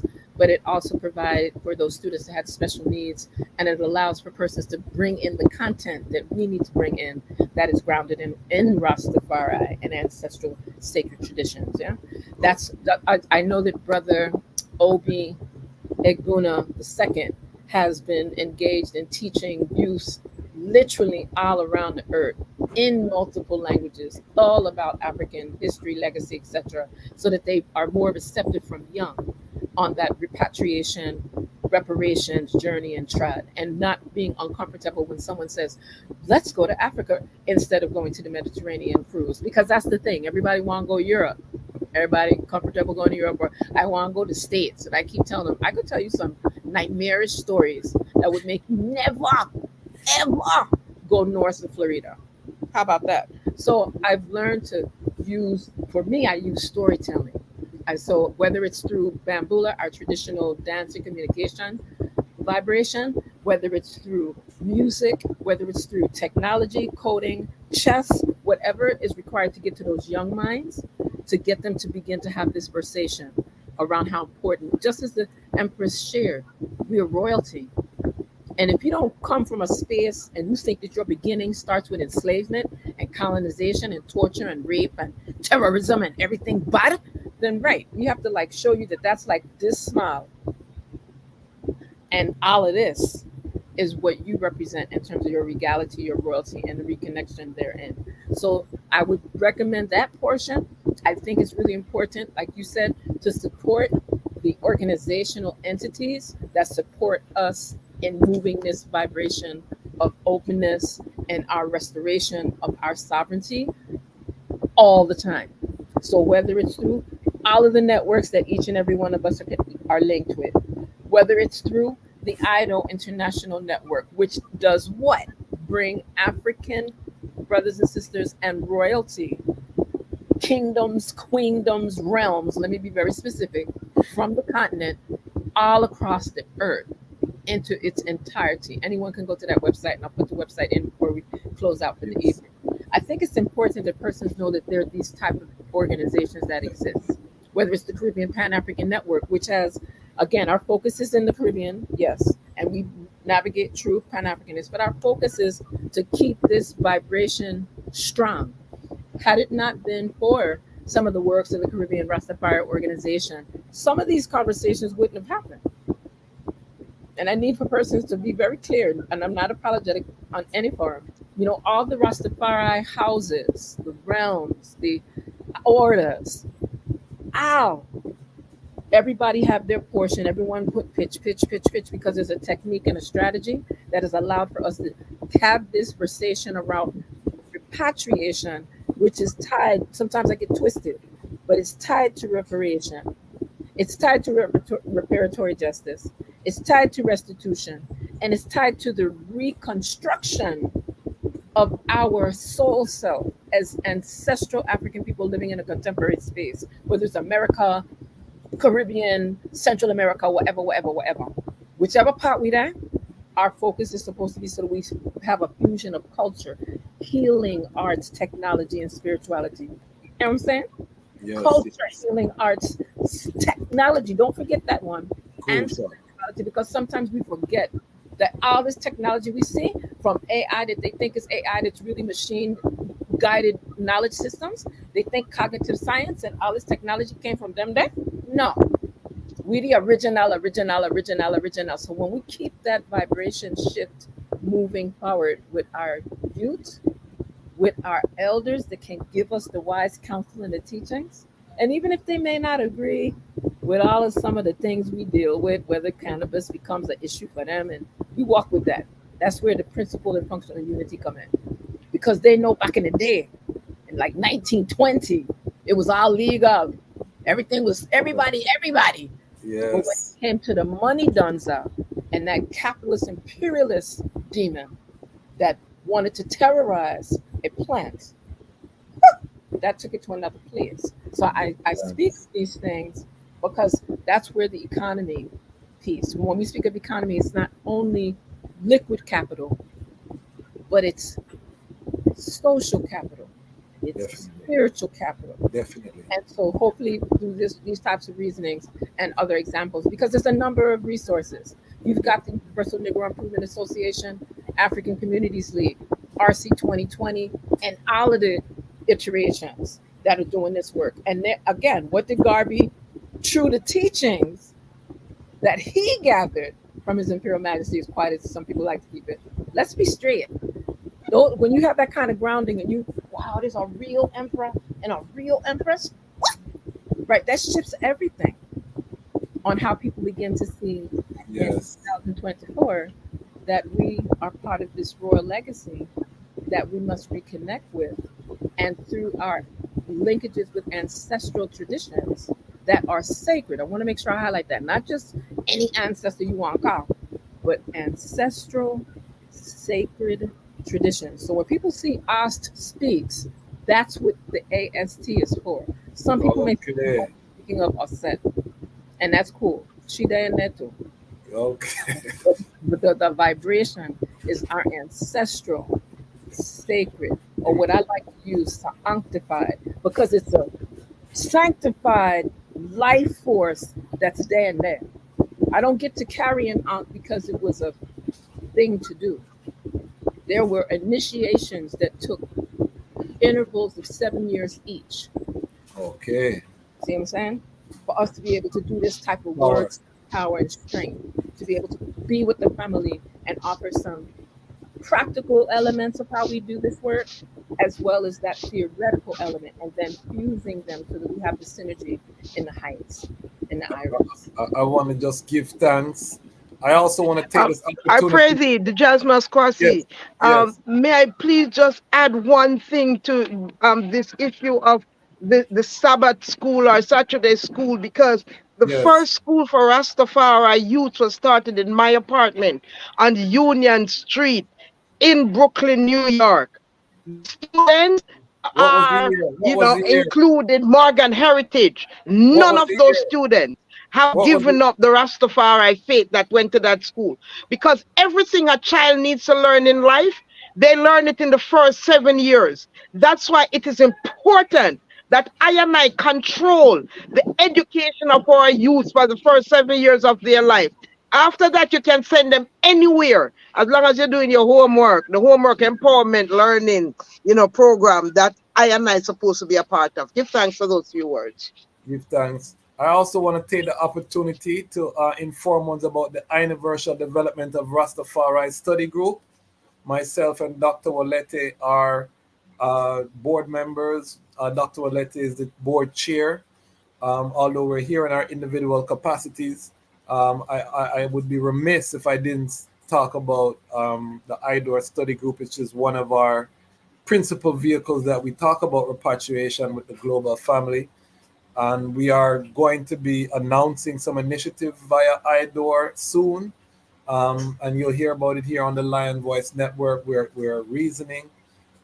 We've blocked the sound about a repatriation summit, and we're not going to rest until that manifests. But we will have details. All right, Dr. Walete, I want to ask the same question. I and the I, we are here in America where most of the world wants to get where we are here in America. They are looking at America as an opportunity place. They want to come here. The Rastafari community here in 2024, we don't hear that zeal around repatriation. There's a few of I and I that gather and we block up and we're excited and we travel back and forth. There's a handful of us, 3 of them are on this call right now. But how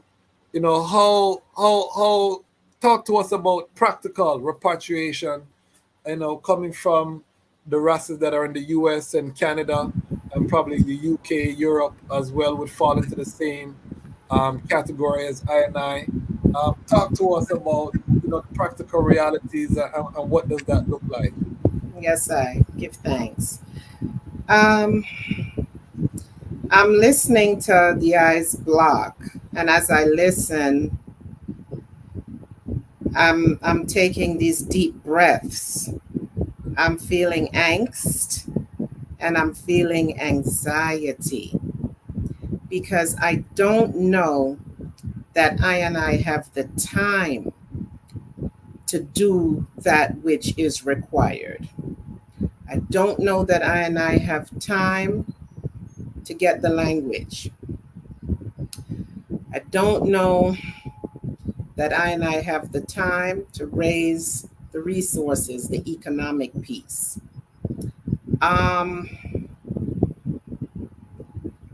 I think that I and I have to look closely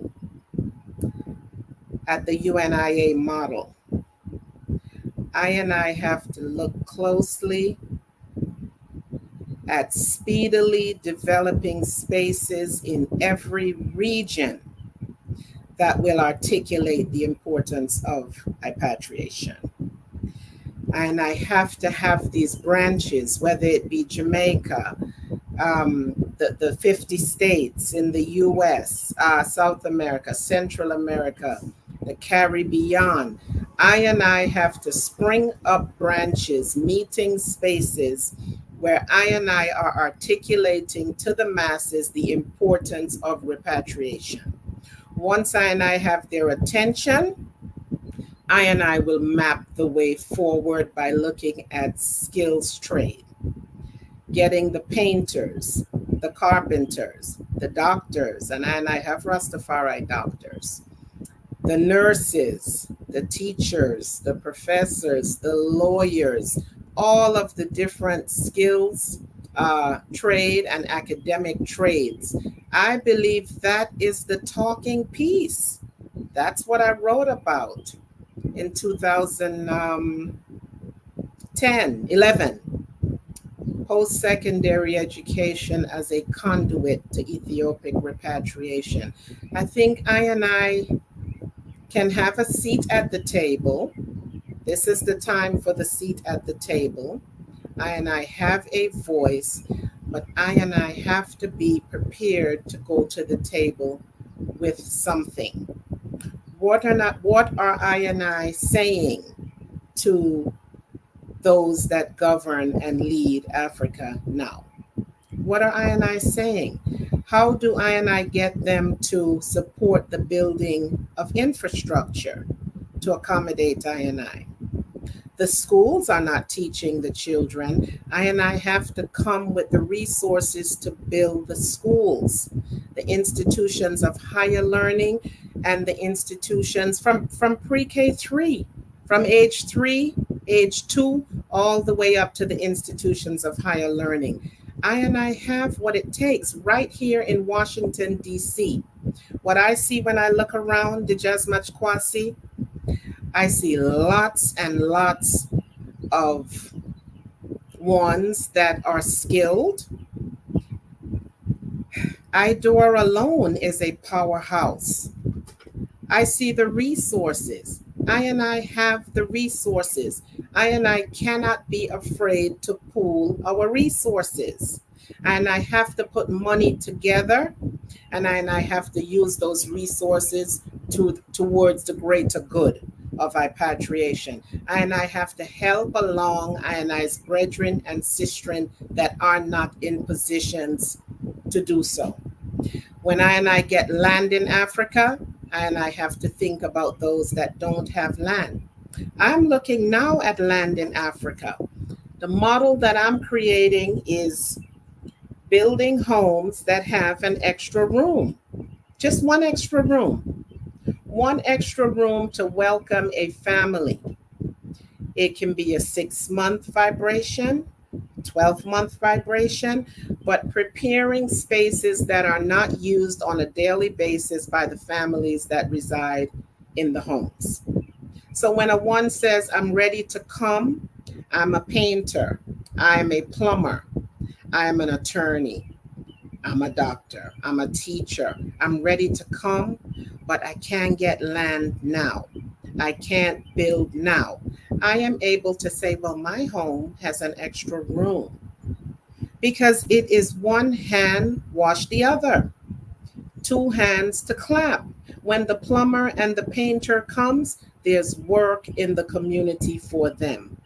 Before you know it, they've moved on to either another family or to their own space, and a new family is welcomed. I can't imagine how else it will happen. I can't. The Mama Fires of the world. Is Mama Fire getting land in Africa to build? No. But I am, right? And I really have to look at the reality of repatriation. I don't want to be over in Africa by myself. I want to look to the left and look to the right and see my brethren and sistren there with I. I want to be able to send my children to institutes of learning that are talking about the selected speeches of His Imperial Majesty, that are talking about the mighty work of the UNIA, that are talking about the Organization of African Unity. All of these things that will empower African youth to be forward thinking, to be Cree lovers of their own destiny. You know, I and I are late going home. When I went to Ethiopia in 2009, I sat with Brother B.J. Moody, Mama Faya's uncle, Ras Solomon Wolf. And when I and I seated up, Ras Solomon Wolf told I and I are late coming. Ras Julian said I and I are late coming, and that was 15 years ago. So I don't know that I and I have the time to really map the thing out the way that it should be mapped out, but I believe that I and I need to be speedy, not speedy in terms of haphazard and careless, but speedy in terms of urgency. I and I are really in real-time live stream looking at the collapse of Babylon, right? We have to pool our resources. In DC here, there are a lot of resources. I and I are sitting in the seat of money here in Washington, DC. The DMV is very wealthy. People of African descent do well here. I and I have to find a way to pool the resources, pool the different skills, the trades that ones have, the professions that ones have, put all of that together, I think the governments will listen. I don't know that if we go to them and let them know that I have been wronged as Africans through the transatlantic slave trade, stolen and brought. I don't know that they're hearing that. Infrastructure has to be built in all of these countries that I are going to. Who's paying to build the infrastructure? Right? Who's building the homes that I will live in? Who's building the roads? Right now in Ghana, in the region there where land is purchased, roads need to be built. This is the responsibility of the government, right? But what are I going to them with to inveigle them and encourage them, right, to do what is right and to take up that responsibility and feel as though I are welcome worthy? I know I are going home. Yes, I are Africans. I are returning home. We were brought here against our will. But does the government acknowledge that? When I went to Ethiopia, at that time, the government did not acknowledge the Malkota land grant. And I thought in 1992, when I became a member of the Ethiopian World Federation, I would have access to the land grant, right? 10 years later, I'm writing about post-secondary education as a conduit to Ethiopic repatriation. They respect when we come and say we have a collective of 15 plumbers. We have a collective of 15 road builders, road workers, homes, ones that can build homes. We've pulled our resources and we have 15, 20 John Deere and different equipment. We have to go to Africa. We are in the West. We are in the place where you get all of this education. What I have done, give thanks, is we've brought it forward to our community. We are not slaves to Babylon. We've conquered those of I that call ourselves doctor. We have conquered the highest levels of Babylon and barely scraped the surface of African mystery schools with what Babylon calls their highest level. I do it and I sleep every day. We buck up on Rastafari people and African people that have conquered these levels. We have to go forward to Africa with this same, this is what His Majesty did. This was the model. Haile Selassie sent the ones all over the earth to be trained. Go and see what they're doing. Go and learn how they do it and come forward to Africa. Bring it home, right? I need to do that. And to do that, we need resources and we need to change the mindset of the people. We have to begin by having regular meetings. We have to try to broaden our reach. We need a global reach and we need not be afraid to pool our monies. You have 5,000 that you're not using. Don't save it for your days in Babylon. Babylon is crumbling. Babylon is falling, right? And I never knew that I would be here to see the fall of Babylon, right? But I are. Ras Bonaji's blocked about it, right? All of the founding fathers and the ancient Rastafari blocked about it. Prince Emmanuel talked about it, right? And I are here in these times witnessing the fall of Babylon. Yeah, and I have to come out of her, my people. How are we going to come out? We're going to come out by putting our resources together, seating up with the governments, writing letters, right? We're writing a letter. If Idor wrote a letter to the governments of Ghana and request a meeting, we don't hear forward, we write another letter. Those that are on the ground, let those in power know that we want an audience with them. Someone is going to hear I, but this is the way that I have to move. And the workers are few. That's the part that saddens I. The workers are few. It is the I, Dijas Matkwasi, that will have to write the letter. I will have to write the letter. Dr. Chenzira will have to write the letter. Queen Mother Moses, Rasipo, Bongo Greece. I are the letter writers. No one else is going to write the letter. No one else feels this urgency, right? It is I that keeps saying, oh, repatriation. We've heard from time immemorial, repatriation now, right? But we're not there. We're still in the West. We're still here. So now that we're feeling it bubbling up like a ginger ale or bubbling up like Kilimanjaro, I have to act. And we have to be serious. We have to put our money where our mouth is.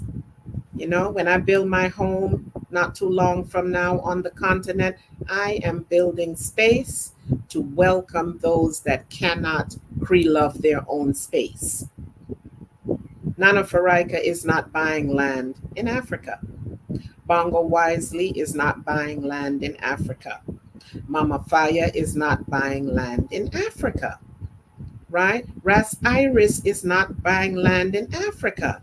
I that are standing on their shoulders, the shoulders of our ancestors and the shoulders of those Rastafari that paid a dear price.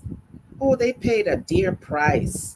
When we think about coral gardens, oh, they paid such a dear price. The brutality, the sufferation that Rastafari has endured. And today I stand somewhat triumphant, right? Doctor this and doctor that and attorney this and attorney that. I are in greater positions than them. When I go to the supermarket or to the Whole Foods or to the Aldi and the prices are so high, I'm still able to pay my bill, right? What about those that cannot pay? And I have to be mindful. This is what Rastafari has taught I. His Majesty has taught I that I have the responsibility for those that are less fortunate. And it doesn't mean you take everything you have and give, right? If I have a 4-bedroom house, I'll now build a 5-bedroom house. That's our responsibility. And we have to think that way, or else we will be in Africa alone. There's so many that can't come, but maybe they can paint. They can build kitchen cabinets. They can build homes, right? And I have to make sure that all of I are present at the table, right? We have that responsibility. I are tasked. The Rastafari faithful are tasked with becoming members of a new race. And that new race is the race that puts aside petty differences. Queen Mother Moses said it. Dr. Chenzira said it. I must walk hand in hand with our brothers and sisters of different faiths. Saying so, yes, for these few words I give thanks. Rastafari. Give thanks. All right, we're at 7, but I'm gonna do a little overtime because I want to get to an exciting part for I want us to use some creative license here.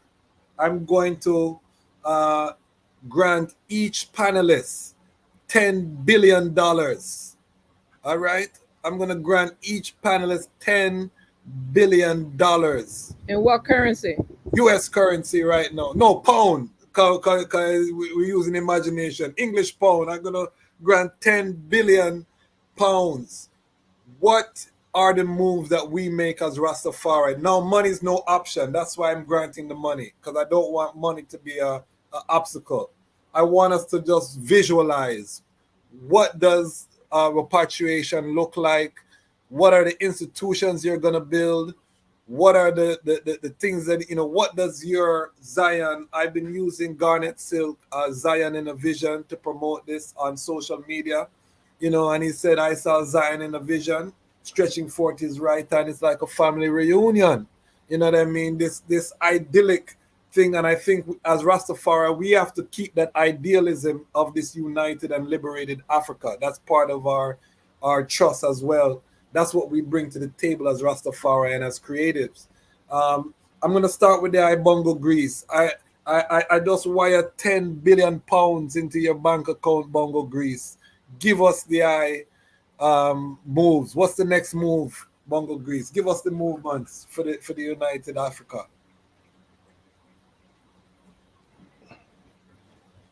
By United Africa with 10 million pounds into my account. Billion with a B, no million. Pounds into my account. Billion. My first initiative would be to build schools. Build schools with conscious African teachers that could actually bring the youths, from zero, as the sisters say, from 7 years. But I am taking my youths from from 0 to 11, from 0 to 12, enhancing the youth in terms of all aspects of life. Because within the teachings in Babylon system, Rabbi Wrong system right now, they teach you only to enter the civil service. They don't teach you anything about self-sustainability. So you knows nothing about yourself, nothing about yourself and how to generate or how to even navigate the system. And the worst of it all is to be a child and wake up in the morning and see a big white blue-eyed boy hanging on the wall. And that stems from generation to generation to generation, where children lost the respect and enthusiasm of the self. Because when you look at a child from small, going to a particular in the urban area to clean a yard, while you cleaning the yard and picking up all the dog filth and everything, the colored child upstairs who comes to the window and peep downstairs and see you, he just watch you in such a manner that, okay, you see who is cleaning the yard and picking up the dog filth. So his philosophy is that job is not for him. He knows that, upstairs where he is there, he have to follow the other pattern, whether it be entrepreneurship or whatever. So I just showing you how downgrading is be to our children. So with that kind of money, I looking at schools, resource centers that could teach children proper skills, a skill bank. Because it's evident today that most of our children who did not succeed in school academically always believe that tech vocational schools is for failures, those who didn't succeed academically. So they get harassed. When in truth and in fact, a trade person who has a trade skill does actually make more money than a teacher. Because you go to school and sometimes I see some of the girls in the class and they're playing the fool, only talking about boys or men whole day, they're playing the fool. And some of the sisters, some of the others have attained academic passes and move on academically, are now doctors and teachers and everything. But however, those in the class who were playing the fool during that course of time end up picking up a skill. They are now nail technicians, hairdressers. Now they make more money than the teachers. They have more time for themselves because the teachers and the doctors have no time, actually no time much time for their family life. Where these nail technicians and all these people and them have more time for themselves. Again, so I look at skill development, learning resources in terms of skill development, and trying to bring all our African people to a higher standard of living in terms of consciousness. Because I can't give a man $1 million in his hand just so, and he don't know how to use it. It will soon depart in a couple minutes. So it's all about teaching ones and ones that aspect of thriftiness, how to navigate the system, how to learn a skill, how to empower oneself. Because there are so many esteemed sisters there on the platform. I read this be for a wife to see her husband could go outside and say pick up a couple of pieces of wood and build a phone cup, rather than have to call somebody outside to get him a job just as construct as a man to construct a phone cup. So the skills and the skill development, it would go a long way in terms of family life. Yes. So this would be some of the initiative that I would use for my money. And just very that kind of where would those schools be built? In Trinidad, in the Caribbean, on the continent? Just give us where are these schools going to be built? I would build here and I would build on the continent. I would love to build on the government, because Africa awaits its creators, and as such, having a multilateral or multicultural view of life, it will be easy for me to go home and set up that structures for my people, because that is part of my prerogative. Give thanks, give thanks. To And return I want home to also and do that. acknowledge this panel is a result of Bungle Grease. Bungle Grease is the one who gave I the call and said we need to do something for African liberation, the elder. I am a tool of the Most High. So when my elder we make it happen.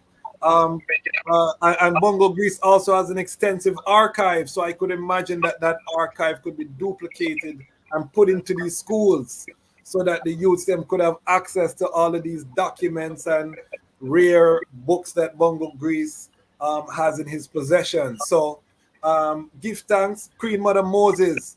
I'm wiring $10 billion pounds into your account, Queen Mother Moses. I need to know what is your plan. Well, I will have to definitely lion back on Bongo Greece, because I am the chief education officer. And remember now, our God and King thought education so important that is the only ministry he never gave to anyone. He kept that ministry, so it's a very, very important component. So yes, schools, which would be at all levels, elementary, high school, and higher ed. And each school must have a museum, right? And we will have the cultural tourism component, because that is, our culture is very, very, very, very wanted throughout the world. The Rastafari indigenous village model, I think that should be the model to be replicated on the continent and in the different islands. This way we have a source in every country or island, as we deal with the transition for the repatriation component.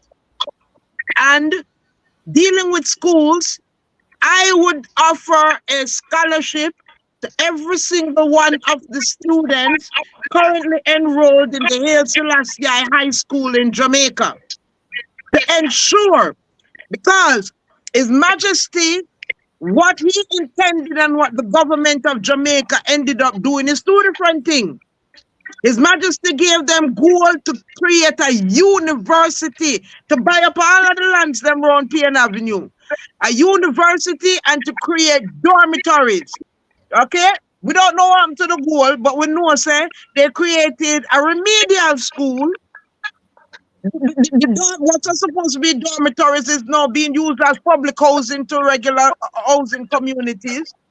And they are going by the spirit of the law, not the letter of the law, because Haile Selassie High School goes up to grade 13. And I know that high school generally goes to grade 12.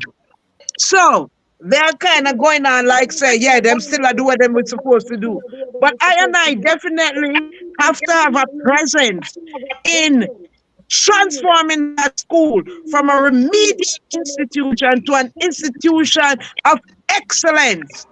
From those students come in, from that grade that they come into, they should be instilled with a mindset for higher education. You are with us for the long term. And these institutions that we are building, that is the same model we would like to really impart.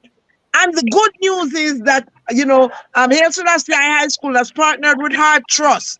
So they do offer the vocational training, because we want all our students to graduate with that solid academic background, but also have skills to start making money immediately. Whether they're going to fix care, they are going, whatever, fix your conditioning, intellectual property, they need to be ready to manage AI and not let AI manage them. Okay? So these are, we want models. And like I said, if I and I can really unpack the Rastafari indigenous village as a model, we will definitely be well ahead of the game. Now, I know the time is going, but I want to really just say, we just need to implement and stop starting over. Everybody keep on starting over. A new organization, because them want to say them is the one we started and them is the one. We need to stop it. It's coming like the political parties. When political party lose power, the next one come and start over from scratch rather than continuing with what is working. If it not work, it's a different story. But if it works, you use that and you build on it to make excellent. Okay, we know that we do need a global institution for a secretariat for Rastafari. We have, and do look, I don't know if you can see. All right. The item can see. Wait, let me see. Wanna see me have on my button? RMO? Yeah. The Rastafari mansions and organization buttons. That is very important. His Majesty told us, that was part of the process. You understand? And the model that we were supposed to have. And we had started that before. We reached a far way before we got derailed for personal. Because individuals want to highlight personal individuals who them think that them want to highlight. That's how April become Rastafari month instead of the Lion of Judah month being July, and our Holy Mother April month, so we can make the world know who this Queen of Kings is. Yoval and Rastafari, because Rastafari don't even know who their Holy Mother is. Yoval. So land grants. We have, there are many institutions that have been abandoned on the continent, like Eureka in Tabanchu, where we can go in to these institutions. They already have buildings in them. As a matter of fact, when I first went to Tabanchu, and I saw that the clinic name was ARK, A-R-K. These things are there waiting for us to come and implement. No, the Rastafari Global Reason in 2003, that was held July 16 through 24 at the University of the West Indies.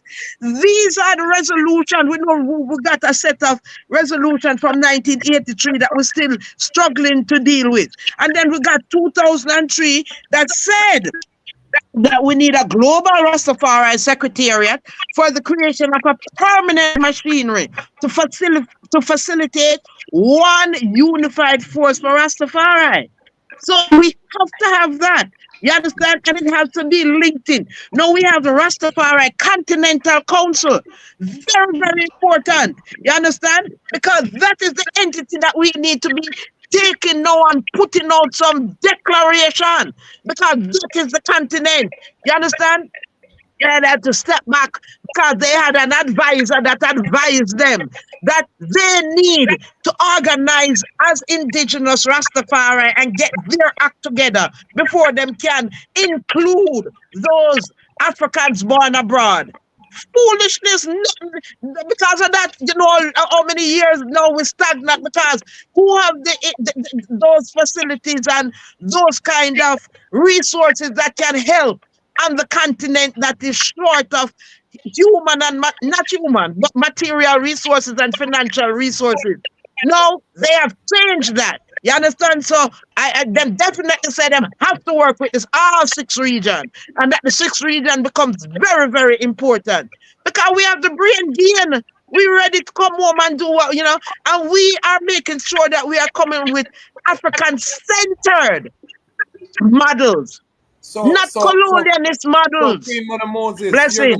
You're gonna fund that brain transfer with your 10 billion. Is that what I'm hearing? Are you gonna be funding? Not just you see, because we are setting up the Rastafari indigenous villages. These villages are going to be money making places. You understand? That we can all, because we are doing vocational education while we're doing academic educational also. So our youth, these are where people can come into these places, get them car fixed and, them air conditioning, at minimal, cost, because we have to keep going, because we have to keep our money circulating within these communities we are creating. I like it. So we have to fund the communities that we are going to be creating. We have to have a physical space and building. That is the Rastafari Global Center. RMO needs that to be funded out of that billions of dollars the Yes. Jasma Squassy. That's one Yes. of the first thing. Because when you have a base, people can find you. And you can Yes. send out the frontline soldiers from the bases. You understand? And we And replicate the bases and all of the countries in Africa. And every Caribbean island have a base also. So that's how we're going to use the billions of dollars that we're going to have. And we have it, you know. Don't think we don't have it, you know. And let me tell you I something. know that. We have it. There's We a have it. message. There's a So that's message why we have to tonight. give thanks. Yeah. I- With the I- one way, I'm let me sorry. just close off now because the time is going on, right? Bedward, the flying prophet from Augustown, that tell the people them that they could fly and they would fly. But he was before his time. Dr. Waleke said she don't know if we have the time. You understand? But he was before him time and said the people would fly. And them lock him up as a lunatic. You understand? But guess what? Yes, Sister Kalanji funded the ancients them to go to the continent. And you see when them reach and them ask them, oh, no reach here. You know what them say? A fly will fly come here. So them fulfill bed words. You know see it, prophecy. You know see it. Yes. So we know now we don't want to keep on crossing borders every 3 months to keep our, you understand? We need to be working with the governments of the different African countries for the right of return. You understand? We're not begging this. We don't need us. We have the brain gain. You understand? They need us. Because those that get educated on the continent, them running from the continent. So the colonizers is the ones that getting the brain gain from them. So them need us. And them need to stop sell us. Them need to stop charging us 3 times the price of everything. Bless. Give thanks. Give thanks. Ras Sifo, I get the 10 billion in your account. What is the I going to do with this money to help to facilitate this repatriation? What does your vision of a well-funded and financed liberation uprising look like?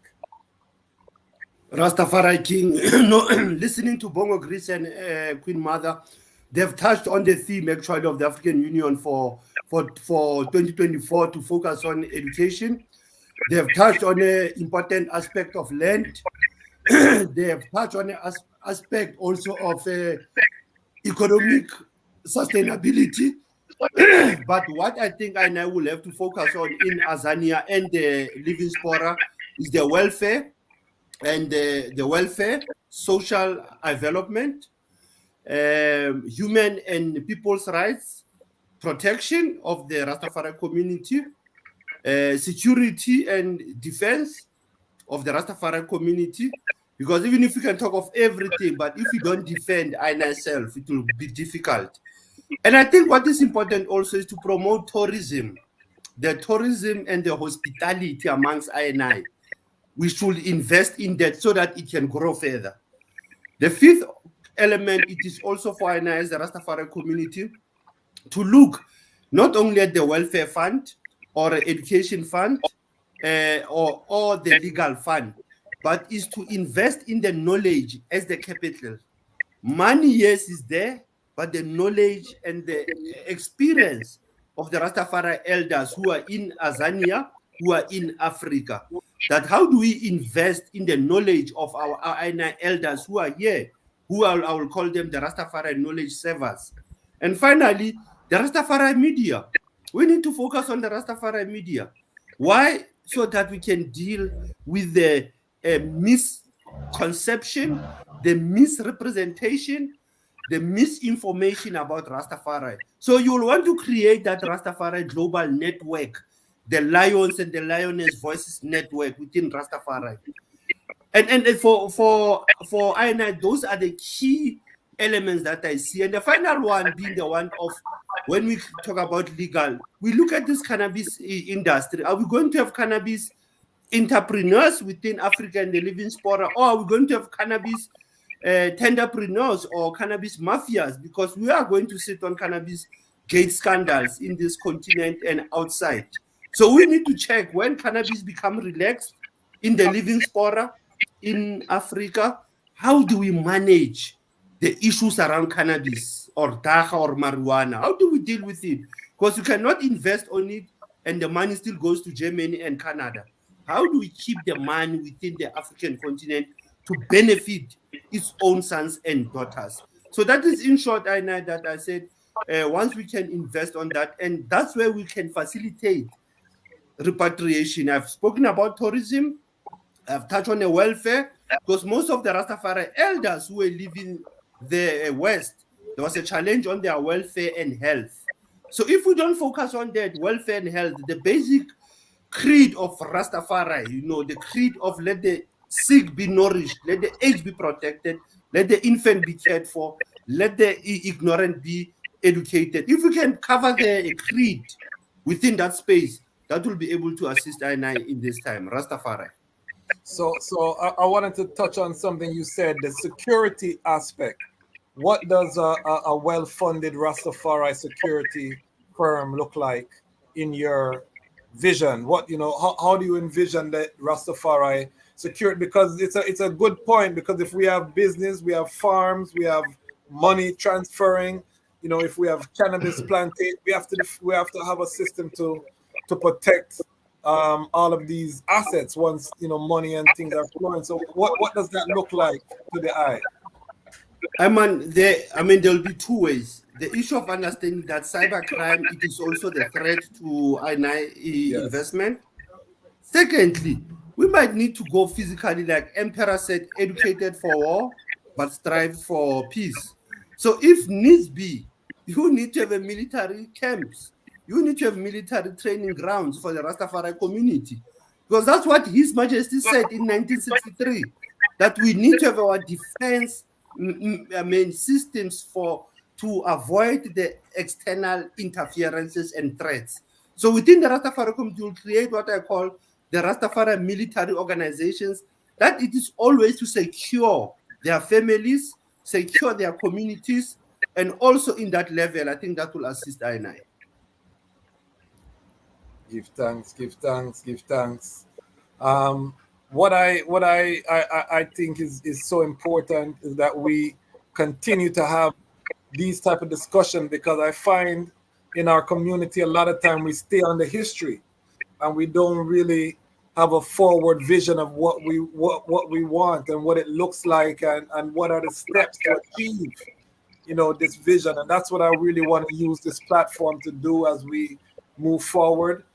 We are already gathering the Rastafari media. That's why I reach out to the IRACIFO, so the I is part of that Rastafari media. We do have the Association of Rastafari Creatives, and we are mobilizing our media under that banner as a trade association.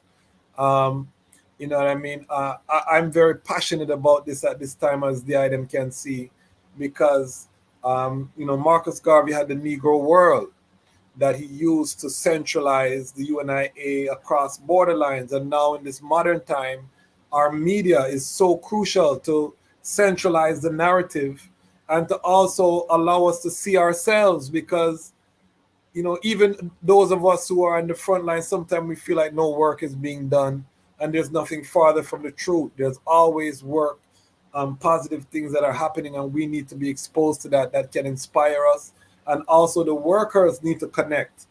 There might be 3 or 4 workers in each region that are shouldering that heavy load. If we can connect that 3 and 4 in each region together, then we have 300, then we have 3,000.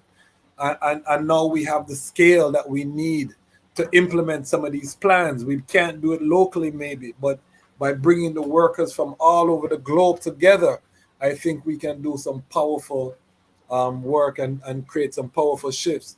All right, Dr. Chenzira, look at your bank account right now. 10 billion pound does hit. What is the I vision? How is the I allocating this resource now? Well, first and foremost, 10 billion pounds, you say? Yes. With no strings attached. No strings attached. I can do whatever I want. Yes.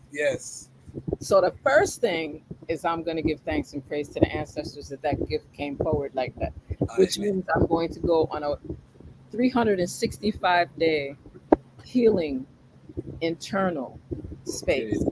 Fear, that's fear. And I'm just no, just to make sure, that whatever decisions are made with the ancestors and the Most High in the forefront. Because it's real quick to get that kind of money.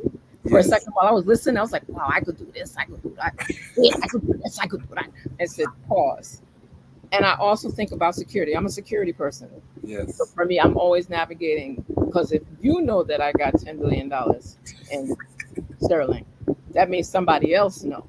And then they change. So security, and when we're speaking of security, we're speaking of that layer of security within our African tradition, within Rastafari, to make sure that our mansions, our physical mansion, our spiritual mansion, and our communitarian mansions are protected. Then I went to my go-to, which is the solutions. He called it the shape of things to come. Chancellor Williams and the destruction of Black civilization. Everybody looked at the beginning part and just went through all the things of what happened wrong and what we need to do and where we need to go, and that's important. But at the very end of that book, that collection of very wise recommendations, was this list of the shape of things to come. And he went through every component in terms of a building block of a nation, not just a nation, but of building blocks of civilization. Okay. And that's where, when I heard that vibration, I'm not going to, shop, do some things, help some people, great. But we need to be helping institutionally. Our vibration needs to be on manufacturing. Our vibration is to be to take that natural resource in those 12 million square miles of the African continent and being able to make that resource in the continent benefit the continent and us. Very clear, very, very clear. And then my list continued, because then my list started to look at how do you provide resources for operations for these existing authentic Rastafari, ancestral African, global entities. And just, I'm sure each of us could think of 10 entities that could use some strength right now. And what would that strength look like in terms of not just the liquid money, but how do we let that liquid money serve as leverage to make it make more, to make sure that there's a sustainability. You know that word that people don't like to use all the time? You just want to just have it, just spend it and pour it out. It's like you just open your mouth and dollars come out. No. So I would also look at divisions of economic planning. And again, I'm not an economist, but I know that they need to be at the forefront to guide how you deal with any kind of serious influx of money and resource like that. So I would go with the economic planning and development. Then I would look at how do you engage in communitarian cooperatives. Bottom line, we need to do a survey of existing conditions. Okay, $10 billion in UK currency. How do you leverage that? What portion might you need to invest in what? Where does the Bitcoin and all this other crypto stuff kick in? Because that might be another place. And I don't know if I really would like fiat money, that's fiat dollars. I think I'd like to transition that into like land resource, airplanes, gold, train, where I'm going. Right, the whole building block. Because our issue, we would have that $10 billion in fiat, and it could be dust off quickly. So, perhaps get some gold, platinum, other things like that. Perhaps actually restore that relationship so it's not just Asia owning all the mines everywhere. It's us with our resource, with our manufacturing resources and materials and equipment, our own trucks, us doing the construction. Maybe we would actually have an institute of technology that would address some of those things. Departments of finance and banking for those people that master in all of them areas. Make sure that we have the legal framework. I'm gonna leave that to you, so that we can make sure that we have everything legally up to par and up to speed. And if we have to change policies to transform our sovereignty realm again, I think that $10 billion can facilitate some of that, right? And then, like I said, we need to navigate purchasing, agriculture. Everyone keeps hearing me say these things. It's like the AAA vibration, agriculture, architecture, and the arts. Got that? So that we can make sure that these things are sustainably organized and institutionalized long term, right? I heard the portion on tourism, so I'm integrating that inside of that. There's got to be a division or an element, as was shared by Dr. Williams, in terms of political action, public education. How do we engage with those things around community services and community centers? Health, hospitals. If everybody dead, the money don't matter. So it's important that we deal with, and I'm saying hospitals because that's what people remember, but we would couch that within our wellness centers and making sure that every wellness center has a farm, not a garden. Gardens are nice, but a wellness center. Farm, yes, farm's a table because hospital food kills you. We want, yes. And then, of course, as I mentioned earlier, around security, which implies intelligence, defense, we need to make sure that we are protected and secure in our homes, in these places that we're doing our world of spiritual attunement. Everything needs to be protected. We definitely have to make sure that we have ancestral spaces that guide us in this work and be able to facilitate the resources needed for that. All these youth activities, Pan-African affairs, everything has to be incorporated in terms of that commission, if you will, of spiritual life as it's referenced therein. Building blocks that deal with, we say libraries, some say truthberries, some say collections, some say museums. However you put it, we need to have a space for our ancestral traditions, artifacts, belongings that belong to us. $18 billion, yes, definitely we'll put some resources aside for the repatriation of everything that belonged to African people that's in Europe. That's like very important to professors like me because I get tired of seeing everything that belonged to our ancestors there and there. So it needs to come out. Right, that one. And then, of course, looking at how we can facilitate the same building block principles of establishing our own governance. Because in doing this, if we're doing this through the lens of their governance, then that $10 billion won't go that far because the IRS will be right next to you. So we need to navigate how we're dealing with every single iota of every pound that we acquire so that way all of it stays with us. All. Nothing go out beyond what I pretty much so outlined here. And then, of course, I have my usual list because as quiet as it's kept, if I were to be granted the gift of $10 billion in UK currency, I sit as the second assistant president general of the UNIAACL RC 2020. So I know exactly what we would do with resources, and it would be for our people to implement that layer of African fundamentalism that Gardner, that he learned from his Imperial Majesty and her Imperial Majesty, that is part of our ancestral sacred tradition. And then perhaps I'll go snorkeling. And do something. Yes, yeah, you have to add in some things for yourself. Definitely. I just do a little snorkel. Might be a really, really nice yacht, but I'm just saying, honestly, it would be about pushing through the shape. I like how Dr. Williams put that, the shape of things to come. And he went through all of the building blocks of what civilizations require for their sustainability so that this resource can leverage and facilitate generation upon generation upon generation upon generation. And we would still be in the Einity and in the full Iris with the Most High. Give thanks for that sound. And make sure you're subscribed. If you have not subscribed to the platform, make sure you subscribe. This is a movement. All right, I would subscribe to the Lions. Yes, I would subscribe to the Lions Voice Network. Yes. For everybody. Sponsor. We want some of the £10 billion too. I mean, I want the Battle of Ottawa animated film. I want to see it. You know what I mean? I won't stop till I see it. I want to see Haile Selassie's Ethiopia, the rise of the priestly warrior kings animated version of the birth of His Majesty. You know, I want blockbuster films about Yasantiwa. I want to see the Patrice Lumumba limited series.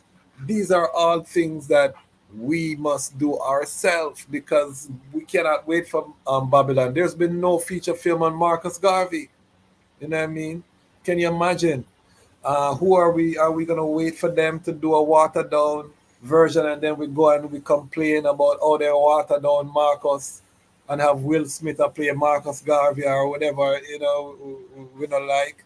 You know what I mean? So we have to, as Rastafari, we are strong within the earth and we can create our unapologetic media and we can build the platforms to play that media. So that is where my vision is.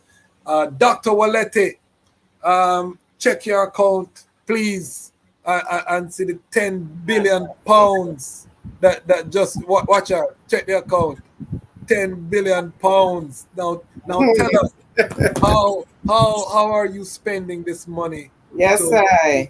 To Oh, well, give thanks. Oh, give thanks for that mighty blessing. You know, that is what holds I forward quite often, is the lack of resources, the lack of economics. So I am immediately investing 3 billion of the 10 billion in a construction company.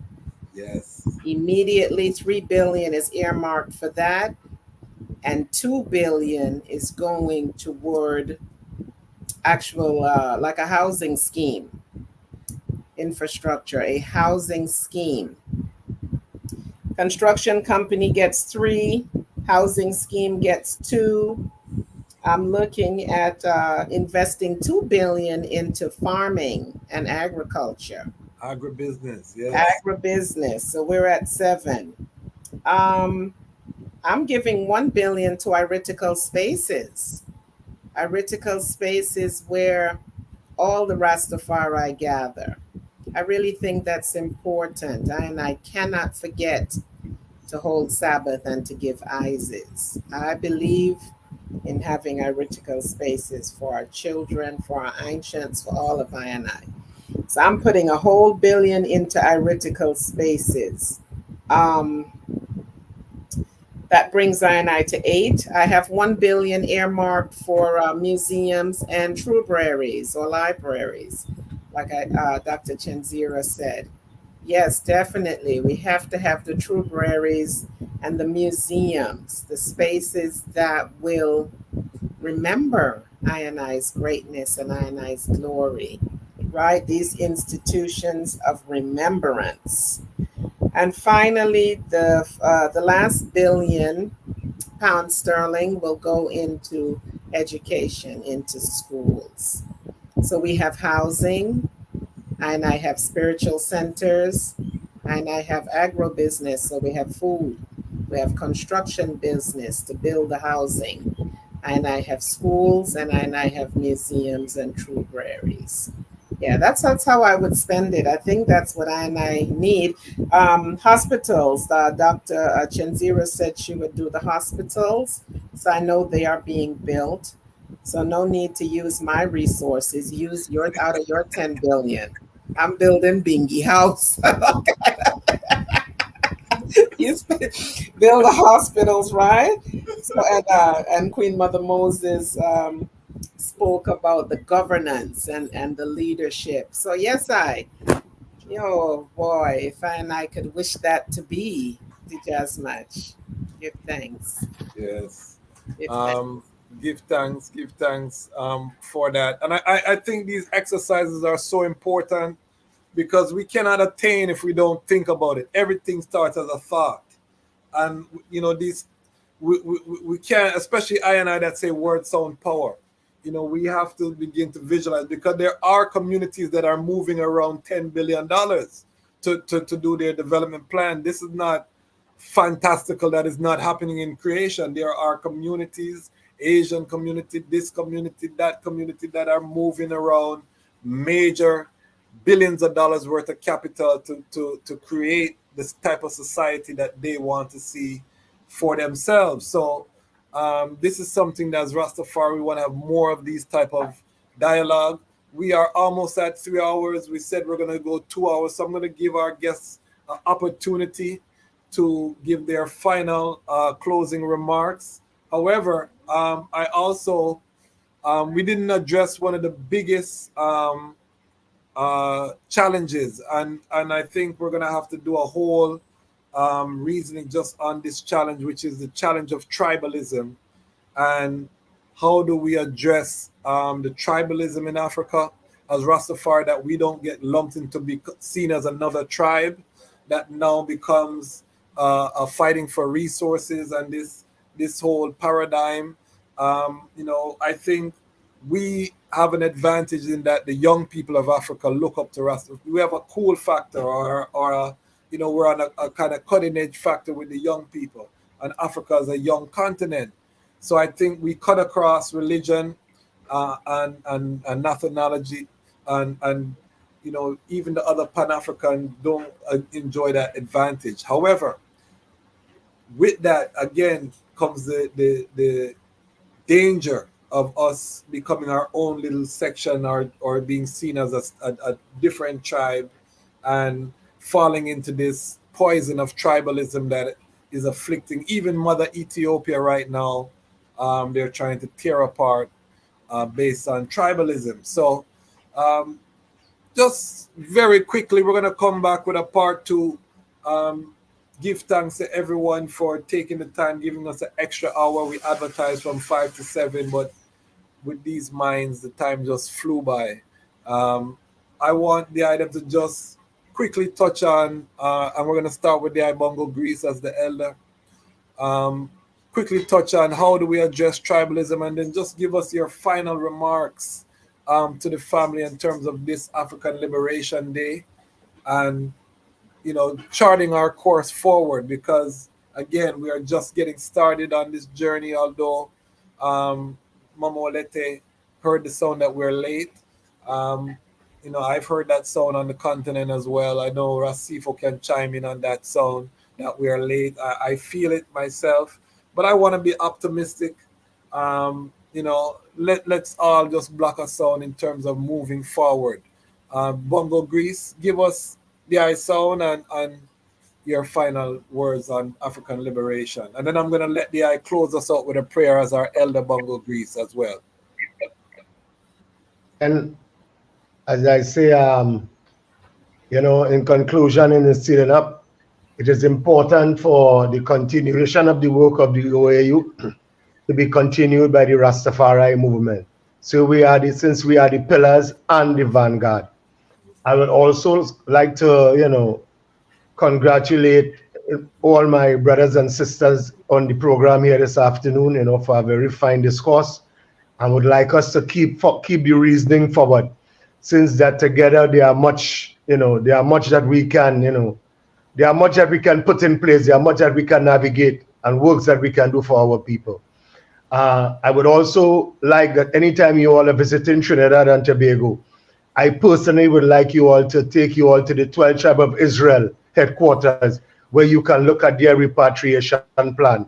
They are very, they are very emotional about repatriation, and 12 Tribe in Trinidad is about the richest 12 Tribe mansion, I believe, globally right now. And next, again, as I say, pertaining to the tribalness, today, Rastafari, as we look at it as Rastafari as an indigenous people, we understand what is happening culturally. And we also understand that for Rastafari to be a nation, we must be a people that speak with one voice, linguistically, culturally, and ethnically. So I give thanks, my brothers and sisters, for this wonderful afternoon, on this blessed hour, you know, on the celebration of African Liberation Day. You know, so again, as I say, one perfect love. And I'm going to bring the eye forward to give us the final word and the prayer as our elder. So just hold firm, Bongo Greece.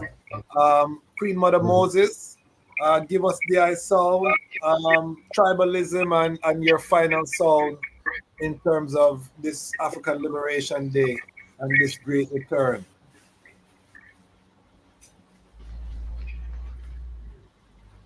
The eyes on mute, Queen Mother Moses.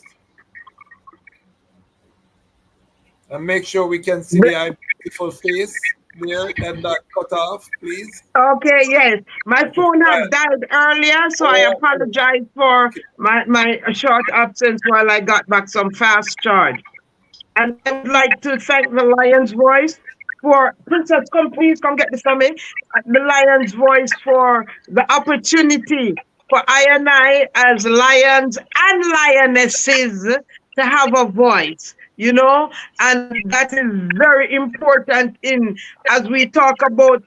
We don't even want to use those kind of words, but we want to deal with balance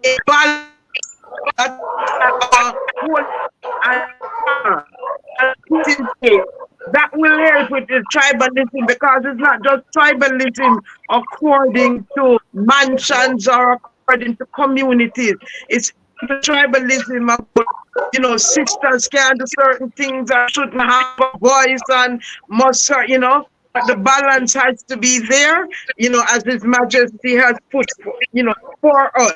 So I think allegiance, not to country or political parties, but to the human beings in our communities, will be how we can deal with the tribalism part. If we're dealing with each other as human beings, then, you know, is when we start dealing with political parties and country this and whatever. You know, we have to be there for each other. You understand? All for one, one for all, operating that way, we'll have success. It is Harambe time. We have to pull together. And my final words would come from my Holy Father, God and King, who told us on this day, 1963, May 25th, that we, I and I, right here today, have come together to assert our role in the direction of world affairs and to discharge our duty to the great continent and all the people that we lead in Africa. Today, they are at a mid-course in transition from the Africa of yesterday to the Africa of tomorrow. Even as I and I stand here, it is the future. And the task on which I and I have embarked is the making of Africa. It will not wait. We must act to shape and mold the future and leave our imprint and events as they slip past into history. So I and I have to be the change that we want to see, first in self, then family, and our communities. For all these words, I give thanks and the opportunity to be a servant. Give thanks, Royal Queen Madam Moses. She is the most traveled Rastafari in the history of the movement. I said that, and a man can challenge me anytime him feel like. I said that. Most of the local say many millionaires and maybe even some billionaires. See, a Rastafari, you know that have a name and a plane. Because, you know, as chairman club honorary of Delta Airline, I got my name on 953. And I also proud to report that I opened the airline industry to those with locks. Because when Delta hired me, they had in their policy that they did not have people with locks or men with beard. I had to change that with the credentials. So, the brother knows, but my title of Chief Educator of my Holy Mother Empress of Zion, you're over to deal with the mental, physical, and spiritual needs of our people.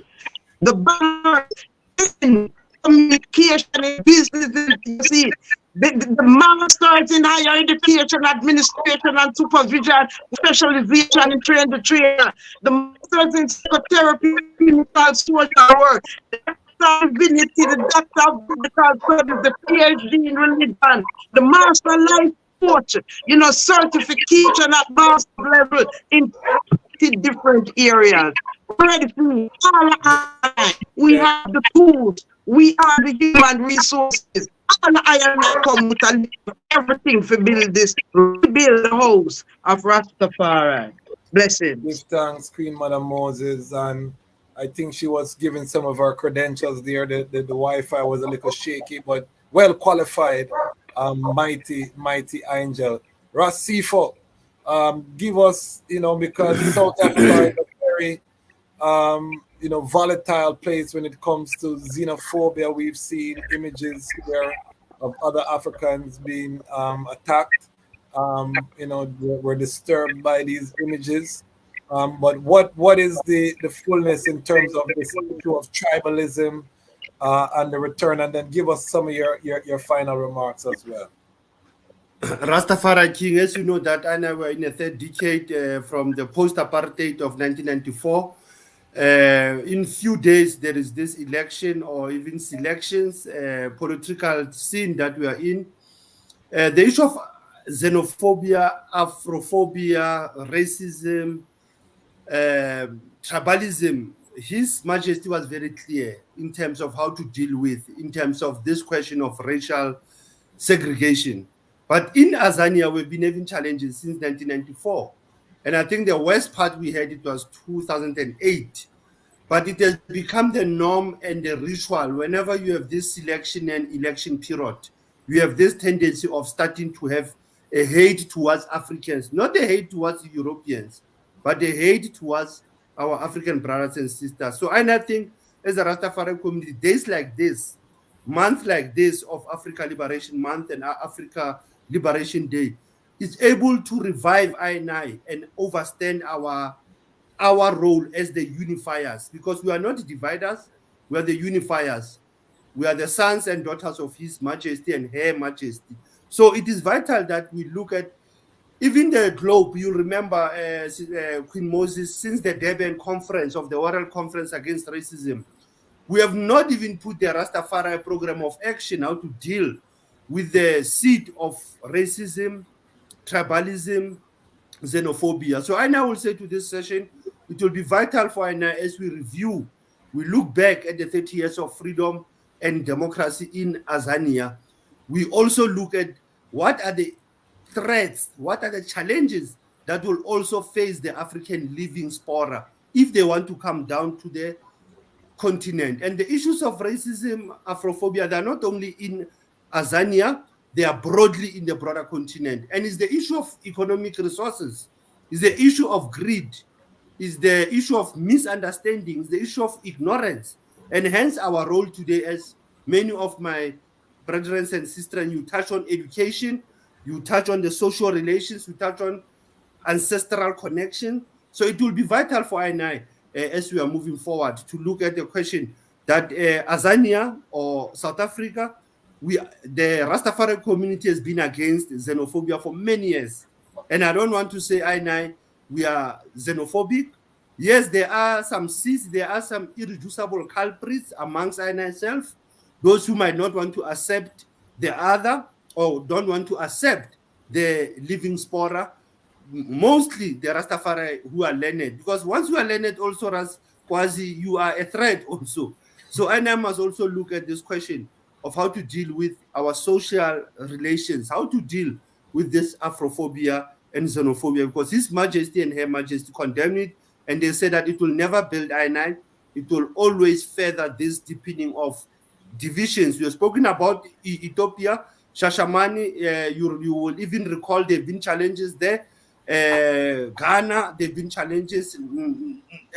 West Africa, there have been challenges. So every part of the continent will always have these pressure points.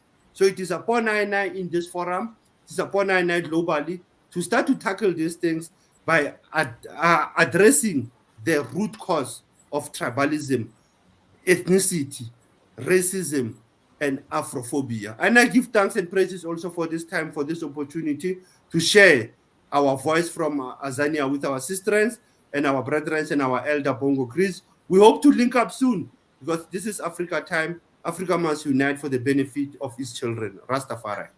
Give thanks. And I will be working closely, Rasifo. So, I have the link now. Big up Sister Mimi, who gave the link. I will be linking. And Rasifo and I link way forward, with the Haile Selassie Foundation for Law and Society. But we just lose the link over the time. So we're coming together. And that's why I'm telling the Item family, when you see Lion Voice a roar, this is not a regular thing. It's not just entertainment. You're watching a people rising. So make sure you're subscribed. Make sure you move yourself from being a passive part of this uprising to an active member of this uprising by supporting I. If you don't want to support I, find some of the other Rastafari content creators and support them. It's not just I. We have ones like Priest Isaac, we have Ija Star, we have Kip Ezekiel in Ethiopia, we have Ras Tafari, we have Muta Baruka, we have so many ones that we're reaching out to and things. So make sure that a portion of your resource is going toward Rastafari media. It doesn't have to be Lion Voice Network, although we would give thanks. But let's make sure we're funding our uprising, that we are resourcing the voices that are going to ensure that we have the information necessary to rise up. So I'm going to pass it over to Dr. Chinzira.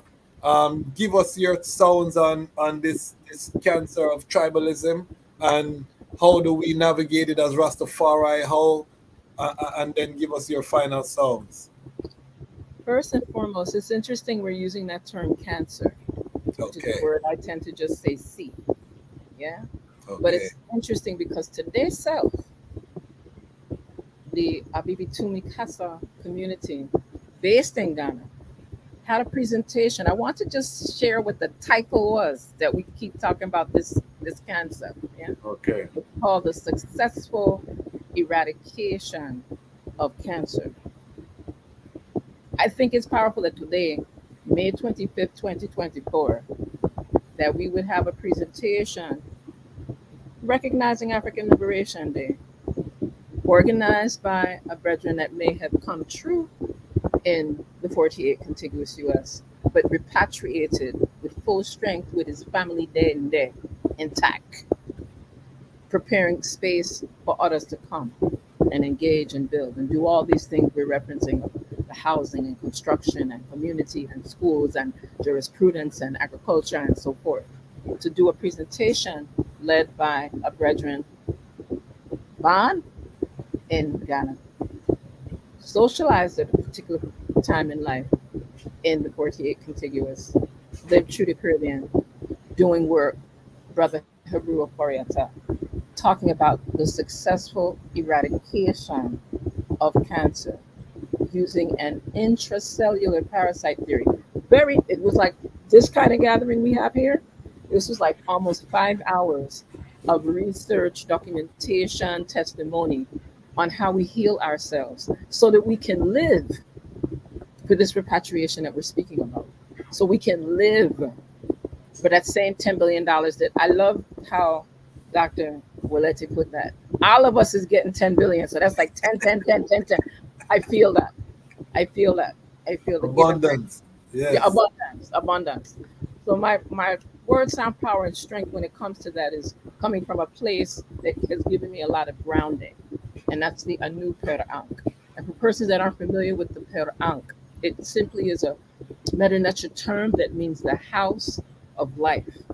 It is a Meta-Nature term that is one of the most ancestral, some people say the oldest, higher education infrastructure. I won't just say institution, because it wasn't just like school learning. That's where the physicians went to be trained. That's where the midwives went to be trained. That's where the architects went to be trained. That's where the engineers and the construction trades persons went to be trained. And the metallurgists went to be trained. All the areas that were housed inside of that space that we, in our English language, would say house of life, but it sounds more powerful and it has more meaning, and they still exist in the Peranku, speaking of the houses of life, plural. So I vibe on that, and I also speak from a space of ancestral higher heights. When I hear Rastafari in English, it lets me go back to what I can find on a temple wall more than 4,000 years old in what we now call, quote unquote, United Arab Republic, but along the Hapi. They call it Nile Valley. It's a symbol that shows the effervescence of eternal life into the higher heights. But listen to how it sounds in English. Restau. What does that sound like to us? So when I hear us speaking of all of these vibrations and shifts of how Rastafari's role is to be in this new united Africa, I go to that very ancestral millennia upon millennia ago inscription that's like almost 6 inches deep in stone. That when we pull out into this current language we speak, we are speaking together. Restau, which is the highest heights of the eternal space of the what we know as a Kedisheta. It's beyond this universe.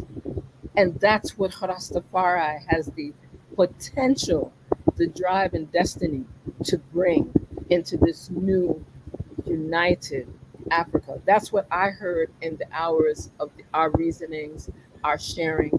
And then it made me reflect, probably one of the few quotes I actually remember like word for word because it's short. In unity and love, we find our greatest strength. I'll say it again. In unity and love, we find our greatest strength. And those are the powerful words, of course, through transliteration and translation, of Her Imperial Majesty, Empress Menen Asfar. And to be able to have this type of a reasoning and to be able to visualize what we would speak of doing and how we, each of us sat here and started calculating. Dr. Waletti actually had the numerical configuration of, because she already prepared, right? And again, science. This is like ancestral science bringing in this vibration. I am very honored because it allows for us to speak truth to power. I invite everyone here. I keep hearing about the UNIA. And if you're not in any iteration of the UNIA, I encourage that you do that. Because that is an organization over 100 years old that has had an opportunity, may not be in perfection, but it gives us another layer. It's not like most of us are not in one entity at a time. Some of us are in governments, some of us are in ARAs, some of us are in tabernacles, some of us are in different institutions. Whatever is going to facilitate our ability to restore trust, to restore loyalty, to restore integrity, to restore those principles of truth, justice, order, reciprocity, balance, divine righteousness, and harmony. Like, no, no, no, no, no. That's what Rastafari's role in the new united Africa brings to the table. And whether we speak of it for those that speak of Oludumare, those that speak of Elohim, those that speak of Netera, all the names, because at the end of the day, it's one. It's authentically one. And that way we'll be beyond tribalism. We tend to feel, that word tribe has a couple of meanings. So on the cool side, we tend to say, you part of my tribe, you part of my family village. But when we get into the tribalism that destroys our very character of our shared humanity, that's the area where functional and principled unity and the skill sets and the meditations and the trust. I'm going to keep coming back to that term trust. Yeah, man. But we don't have the trust for one another. We don't have respect and loyalty to what we're dealing with. Then all of this is just going to be another conversation. And then our great grandchildren will have the same conversation. What if? What's up? And that's not where we're at. It's 2024. This is an opportunity for us to bring truth to power. This is an opportunity for us to really rise up.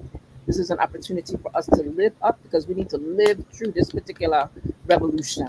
Not dead for this that day. We're going to live and live strong and live prosperous, right? To the best of our ability. Because you keep hearing me say it. Culture, healing, arts, technology, and spirituality. What I didn't say is that acronym is CHATS. And we know we quick to talk. But I'm talking about chats for life that have actionable deliverables. If you don't remember anything else I said, donate. Actionable deliverables. So that everything we speak in has an implementation element. Everything we talk in, we're willing to put Everybody that's in this circle, even if it's not you that has the $5 and $10 a month for Lions Voice Network, in our circle of all the people we talk to on our cell phones, all the people we reason with in the community, we're supposed to be able to at least have a representation of our circle to come and show the strength and support for this. Show strength and support for the UNIAACL RC 2020. Show strength and support for the Temple of Inner Peace. Show strength and support. You see where I'm going? For IDOR. So strength and support for EWF. That's how we begin to make this work and work well. That's why we're still talking about Garvey and not just Marcus. We got to speak of both Amy's, all of them, and the people that founded that, because they thought not just for 1914, they were thinking for millennia. So on that, I rest. And give thanks. I really appreciate of those powerful sounds, and you know, the eye has to be commended so much for your style of oration and bringing that Nile Valley perspective to I and I, because I think it's crucial. You know, Rastafari, we want to make clear we're not anti-tribe, anti-kingdom, anti-culture. We are anti-tribalism. You see, when you put the ism on anything, that's where Rastafari, we have a problem. But we embrace all of the cultures of Africa as Rastafari to I and I. You know what I mean? We trot through the whole continent, whether it's Yoruba, whether it's Hausa, whether it's Zulu, whether it's Tigray, whether it's Simeon, whether it's Amhara, whether it's Ashanti, whether it's Fulani, you name it. We are all embracing in terms of Rastafari. We love all of them because all of those cultures give us piece of our divinity. They all capture a piece of the greatness of Mother Africa. So we're not anti-culture, we're anti-ism. The tribalism, once those tribes start working against each other for the detriment or they start to war, now you're outside of Rastafari realm. So I just want to make that clear for those who are not familiar with Rastafari way of life, that we're not saying that we're anti these cultures and that everybody has to be Rastafari or see His Majesty how we see His Majesty. No, we are saying that we must come together. We stand alone. We don't, we don't convert anyone. Rastafari is not a conversion. It's an inborn concept. So it's either you're born Rastafari or you're not Rastafari. We don't go out there with gun and bomb and tell you you have to chant now your bingo, we shoot you. We're not dep on that. You know what I mean? People come to the order through the word sound. That is how this has spread to the four corners of creation. And that's how we know it's the word of truth. We never evangelize, we live. And through that living, it spread. So I just want to make that clear, in terms of where we stand. Dr. Walete, the item I've seen her so many times on this platform and it's self. Can I please say the jazz was question? Yes, say something. Yes, Queen Mother Moses. You were going to say something? The Wi-Fi. But yes, Dr. Walete, I want to give the opportunity to see line up before we go to Bongo Greece. Hold on a second. Queen Mother Moses, you're saying something? Yes. Go ahead. Your Wi-Fi. Of us, the teachings of His Majesty. And His Majesty says, we are all from many different tribes. It's the ism that I and I burning. Tribalism, we burn that. But His Majesty acknowledged that all I and I are from many different tribes. And we're not going to tell anyone that them cannot relate to the ethnicity that they are born in on the continent or outside of the continent. But that cannot be the way we impact unity in the ism of that. Blessings. Give thanks. So Dr. Walete, please just give us your thoughts on this unification. Because we have tribalism even in the Caribbean, you know, Triniverse Jamaican, Triniverse Saint Croix, this, that, soca, you know what I mean? So how, you know, talk to us about tribalism and then give us your final words. It's You great. know, my sound on tribalism, give thanks. My sound on tribalism is really just the sound of His Majesty, you know, and that is the sound of, since nobody can interfere in the realm of God, we should tolerate and live side by side with those of other faiths. It's in I and I's spirituality where the tribalism comes, I believe, at least for the Rastafari. You know, we're not so much micro nationalists, but definitely when it comes to the spiritual parts of I and I, that is where I believe the tribalism begins to creep in.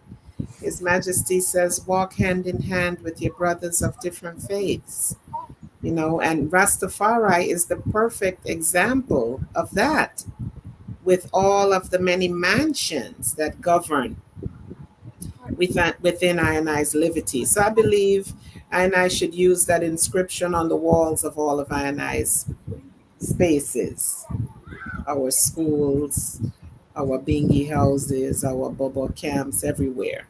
We should write that on the walls.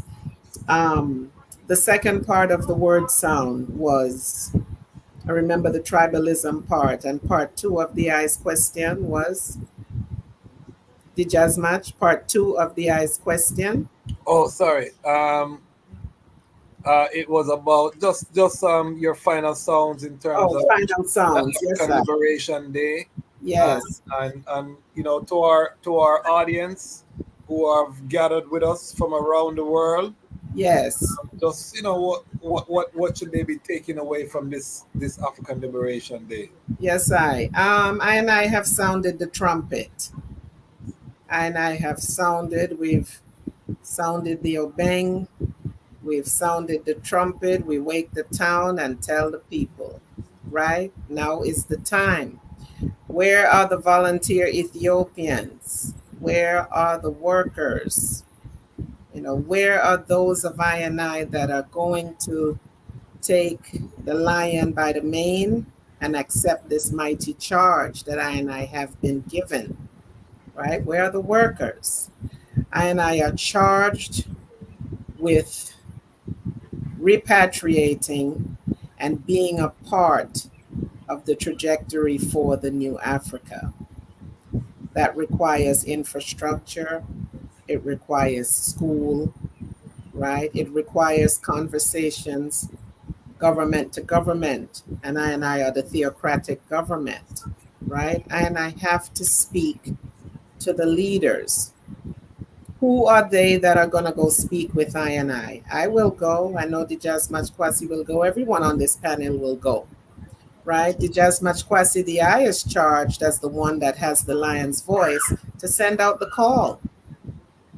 Put up a commercial, put up something asking ones and ones that are interested. We have RMO. We know RMO is interested. We have the All Mansion Vibration out of Jamaica. All of these places, Bongo Wisely over in St. Lucia, I and I have to come to the table. There's Dark, there's Tron, there's Idor. So many, I and I are so fragmented. I and I must come to the table and speak with one voice, right? Together, I and I are strong. So put out the call, Lion's Voice.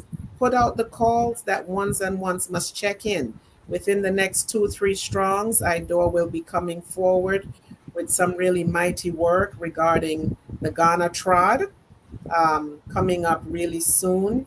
So I and I are looking for ones to come forward on that trod and to begin to realize the way forward for repatriation for I and I. But I and I are calling on all of the leadership within Rastafari globally. I and I are sounding the trumpet, reach out to the Lion's Voice. Did Jasmas Kwasi put something out there, a commercial, something, and have them come forward so that I can come together, agree to disagree, and to speak with one voice. This is the only way that I will be able to realize repatriation in a very real way. Bongo wisely speaks about it being government to government, and for the governments to provide resources to make it a reality, to build the infrastructure. We have to talk to them. Do they know that this is what I want? And I have to meet with these governments and to be able to communicate this to them, right? So sound the trumpet and let ones know, wheel and come in. We wake in the town and we're telling the people it's now. Because I are going regardless. But I would love to go, in a oneness, in an unity. A mass exodus of Rastafari leaving this region. Because Babylon is sinking sand. And I want to stand on the solid rock. So give thanks for the platform. Give thanks for these words. Blessed African Liberation Day to all of I. And every day is African Liberation Day. Give thanks. Give thanks. And I just want to reiterate Dr. Chinzira's sound that we don't know how much longer the fiat currency is going to be worth anything. So we don't have the luxury of just being willy-nilly. I want everyone to Google the de-dollarization that is currently happening right now.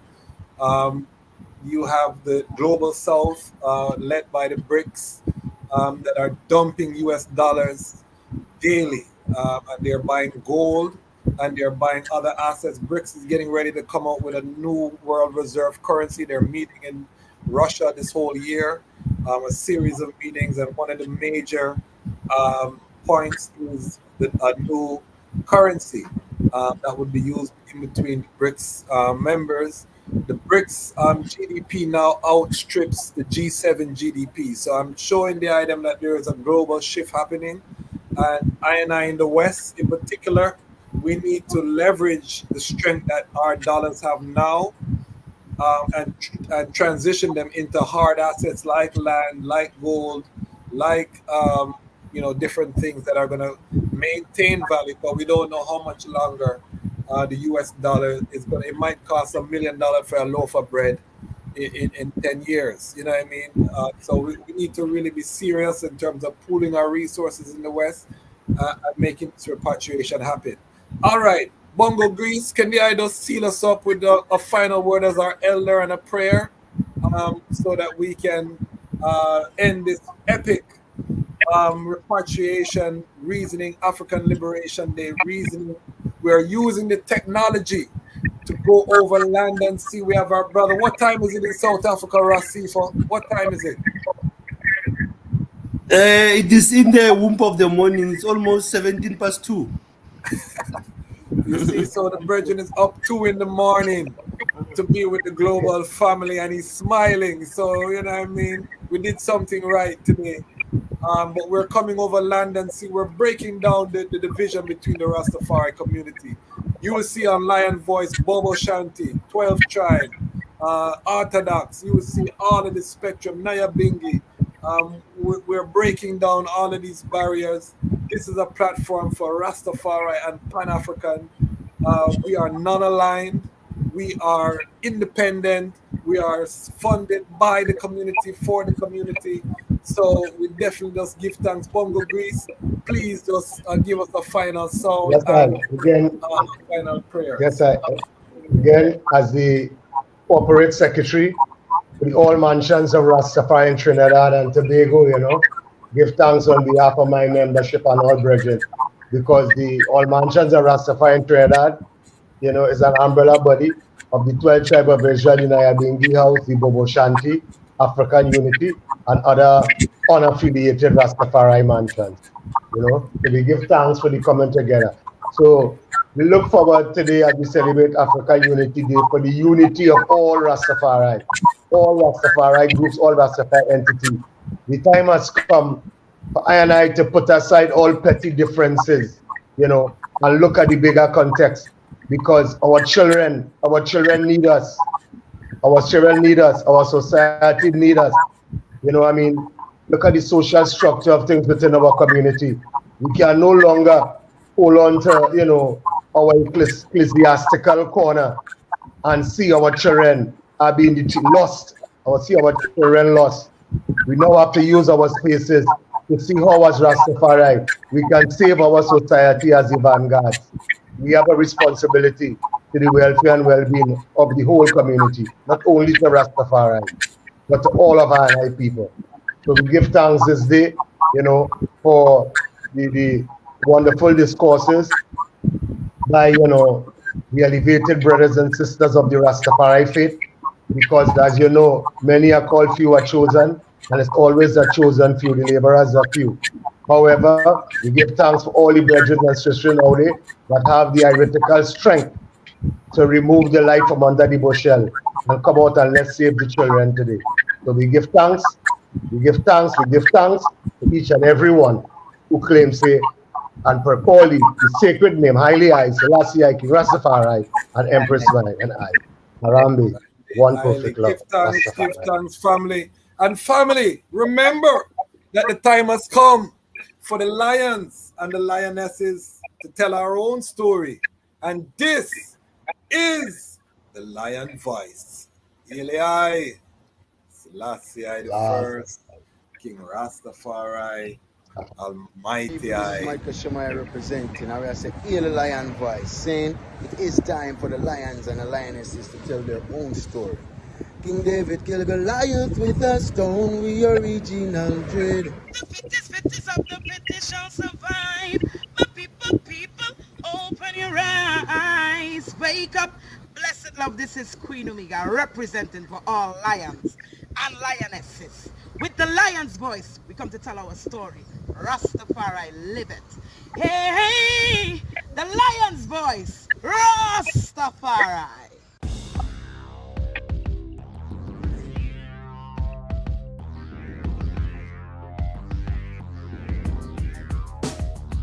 Well, Lion Voice, tell them that's the people first choice. Lion Voice, make the lioness them feel nice. Lion Voice, with the lion cubs we sacrifice. Lion Voice, got to show the people them the life. Lion Voice.